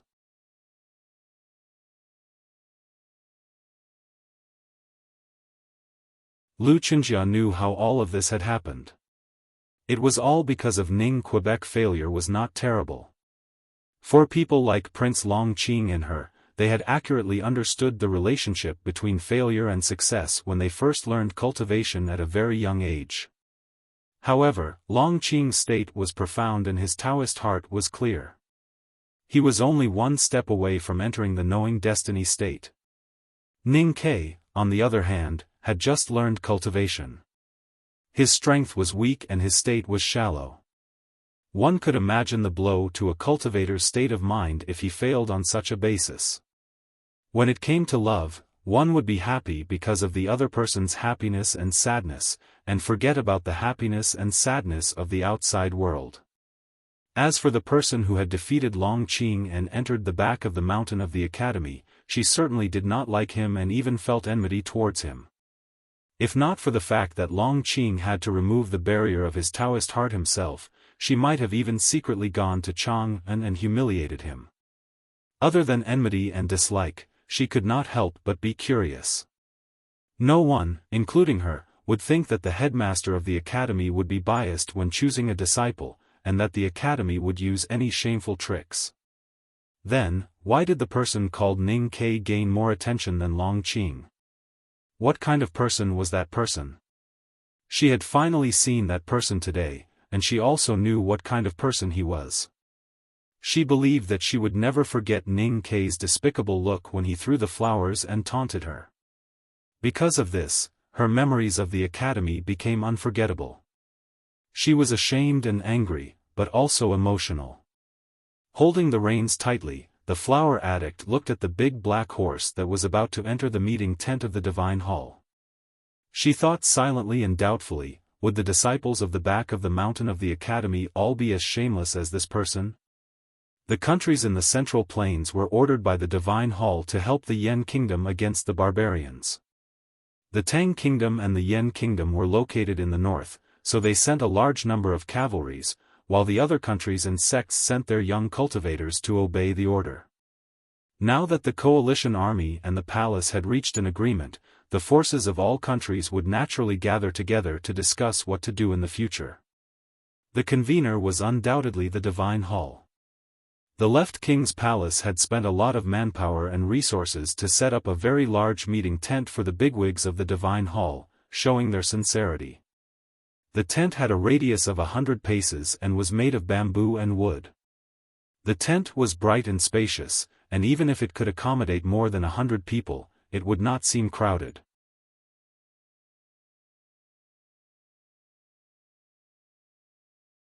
The priest of the Revelation Department of the Divine Hall was the most distinguished person present, so he naturally sat in the middle. Xu Cheng, the general of the Tang Empire, sat close to his right, while the seat on his left was empty. The generals of the Yan Kingdom, the disciples of the Sword Garret of the South Jin Kingdom, the monks of the White Tower Temple of the Yueluan Kingdom, and the disciples of the small vassal countries and sects sat below according to their respective seats. The seats of the students of the Revelation Institute were still empty. Mo Shanshan, the calligraphy addict, and the disciples of the Black Ink Garden of the Great River Kingdom had already sat opposite those empty seats. The seats of the disciples of the Black Ink Garden were close to the camp of the Tang Empire, which was higher than that of the South Jin Kingdom and Yueluan Kingdom. Originally, the Great River Kingdom was weak and should not be treated with such courtesy. However, Mo Shanshan was too famous for the calligraphy addict. Except for a few people in the tent, no one was qualified to sit above her, so the divine hall made this arrangement. The discussion had not yet entered the main topic when an old woman with white hair and wrinkled skin, wearing a beggar-like garment, walked in slowly with a cane in her hand, coughing from time to time. The priest of the Revelation Department bowed slightly and said with a smile, "Thank you for your hard work, Aunt." Everyone in the tent, including General Xu Cheng of the Tang Empire, stood up and saluted the old woman. This old woman was the sister of the king of the Yueluan kingdom. Although she had given up the title of eldest princess because she had become a nun for cultivation, she still had the powerful forces of the Buddhism sect hidden behind her. Neither the Divine Hall nor the Tang Empire would slight her. Mo Shanshan did not stand up. She quietly looked at the hem of her white dress, as if she had found some unpleasant dirt there. She did not stand up, so the disciples of the Black Ink Garden behind her naturally did not stand up to salute her. On the contrary, the young girls knew that this old woman was on the meadow that day, so they could not help but show some hatred in their eyes. Everyone was drunk and I was the only one awake. The one who was awake would be the odd one out. Everyone got up and I sat quietly. The one who sat would be the odd one out. Everyone in the courtyard greeted him and bowed like waves, highlighting the Great River Kingdom girls who were sitting quietly. The greetings in the tent gradually quieted down. The atmosphere suddenly became silent and awkward. Aunt Cuny Mattie glanced at the young girls coldly. Looking at these girls who were still fresh and lovely after being blown by the wind and sand of the wilderness for several months, she felt unhappy. Because of their disrespectful and even hostile eyes, she was even angrier.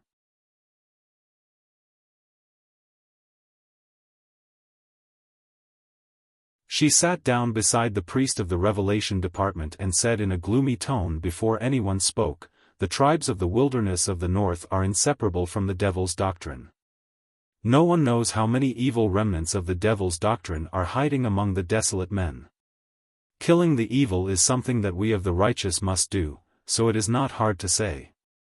However, to deal with the desolate men, the first thing is to unite within the righteous sects and strengthen our own abilities." The old woman looked at the young disciples in the tent and said coldly, "In the past few months of fighting, you young juniors have performed well, but some people have done things in a mess. As a result, they have created a situation that is difficult to clean up and almost ruined the Divine Hall's plan. I think regardless of punishment, you must first learn to reflect on yourself." At this time, most of the people in the tent already knew that the disciples of Black Ink Garden had escorted the provisions here and were ambushed by the horse gang. They thought that Aunt Cuny's words should be referring to this matter. They did not know how the calligraphy addict and the disciples of Black Ink Garden would explain it. As expected, Cuny Mattie's deep-set eyes overflowed with disdain and anger. She said coldly, "In order to repair the wilderness, the Divine Hall decided to send provisions to assist the palace. Now that the provisions have been destroyed, although Chanyu did not say anything and there is no problem with the peace talks, someone has to be responsible for this in the name of Haotian." Hearing this virtuous and respected aunt speak out directly, the crowd could not help but fall silent. Only the sound of long and short breaths could be heard faintly. Many people looked at Mo Shanshan who had been sitting quietly. Hearing this, the priest of the Revelation Department smiled slightly. He knew that the old woman did not like the Black Ink Garden for some reason and wanted to make a fuss. However, before leaving, the great divine priest of Revelation had told him that the calligraphy addict, Mo Shanshan, was too lonely. If he wanted her to become the pillar of the Divine Hall in the future, she still needed to be polished. So he did not say anything. General Xu Cheng came from Chang'an City and did not care about the internal affairs of the Divine Hall. However, the empire and the Great River Kingdom had always been on good terms. At this time, seeing Cuny Mattie oppressing the girls of the Great River Kingdom, he was a little displeased. He frowned slightly and asked, "What happened?" The priest of the Revelation Department was a man with white hair and beard, but he still looked very young. After thinking for a while, he said gently, "Chenbachi, the commander of the Papal Guardians of the Judicial Department, personally experienced this matter. Let him tell you."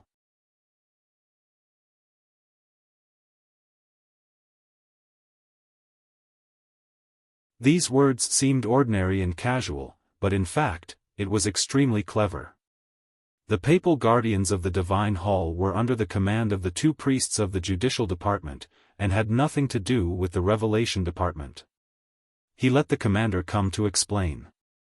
No matter what the result of the dispute would be, the Revelation Department could still stay out of it and maintain a detached and fair position. Chenbachi, the commander of the cavalrymen of Divine Hall, looked at the crowd with a solemn face and said, "That day, the disciples of the Black Ink Garden were timid and afraid to fight, and let the horse gang break into the camp. The soldiers and civilians of the Yen Kingdom suffered heavy casualties. I saw that things were not right, so I led the troops to take the risk and launch a surprise attack to break the siege of the horse gang." The disciples of the Black Ink Garden looked at each other and felt cold all over.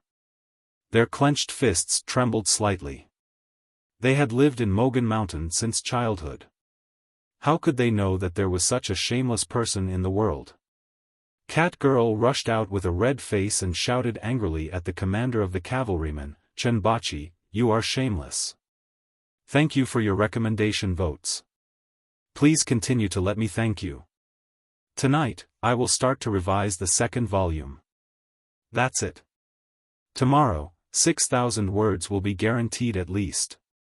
If you like this work, please come to Chidien.com to vote for it. Your support is my greatest motivation. You're tuning into the Xiaofan's Wuxia Tales YouTube channel.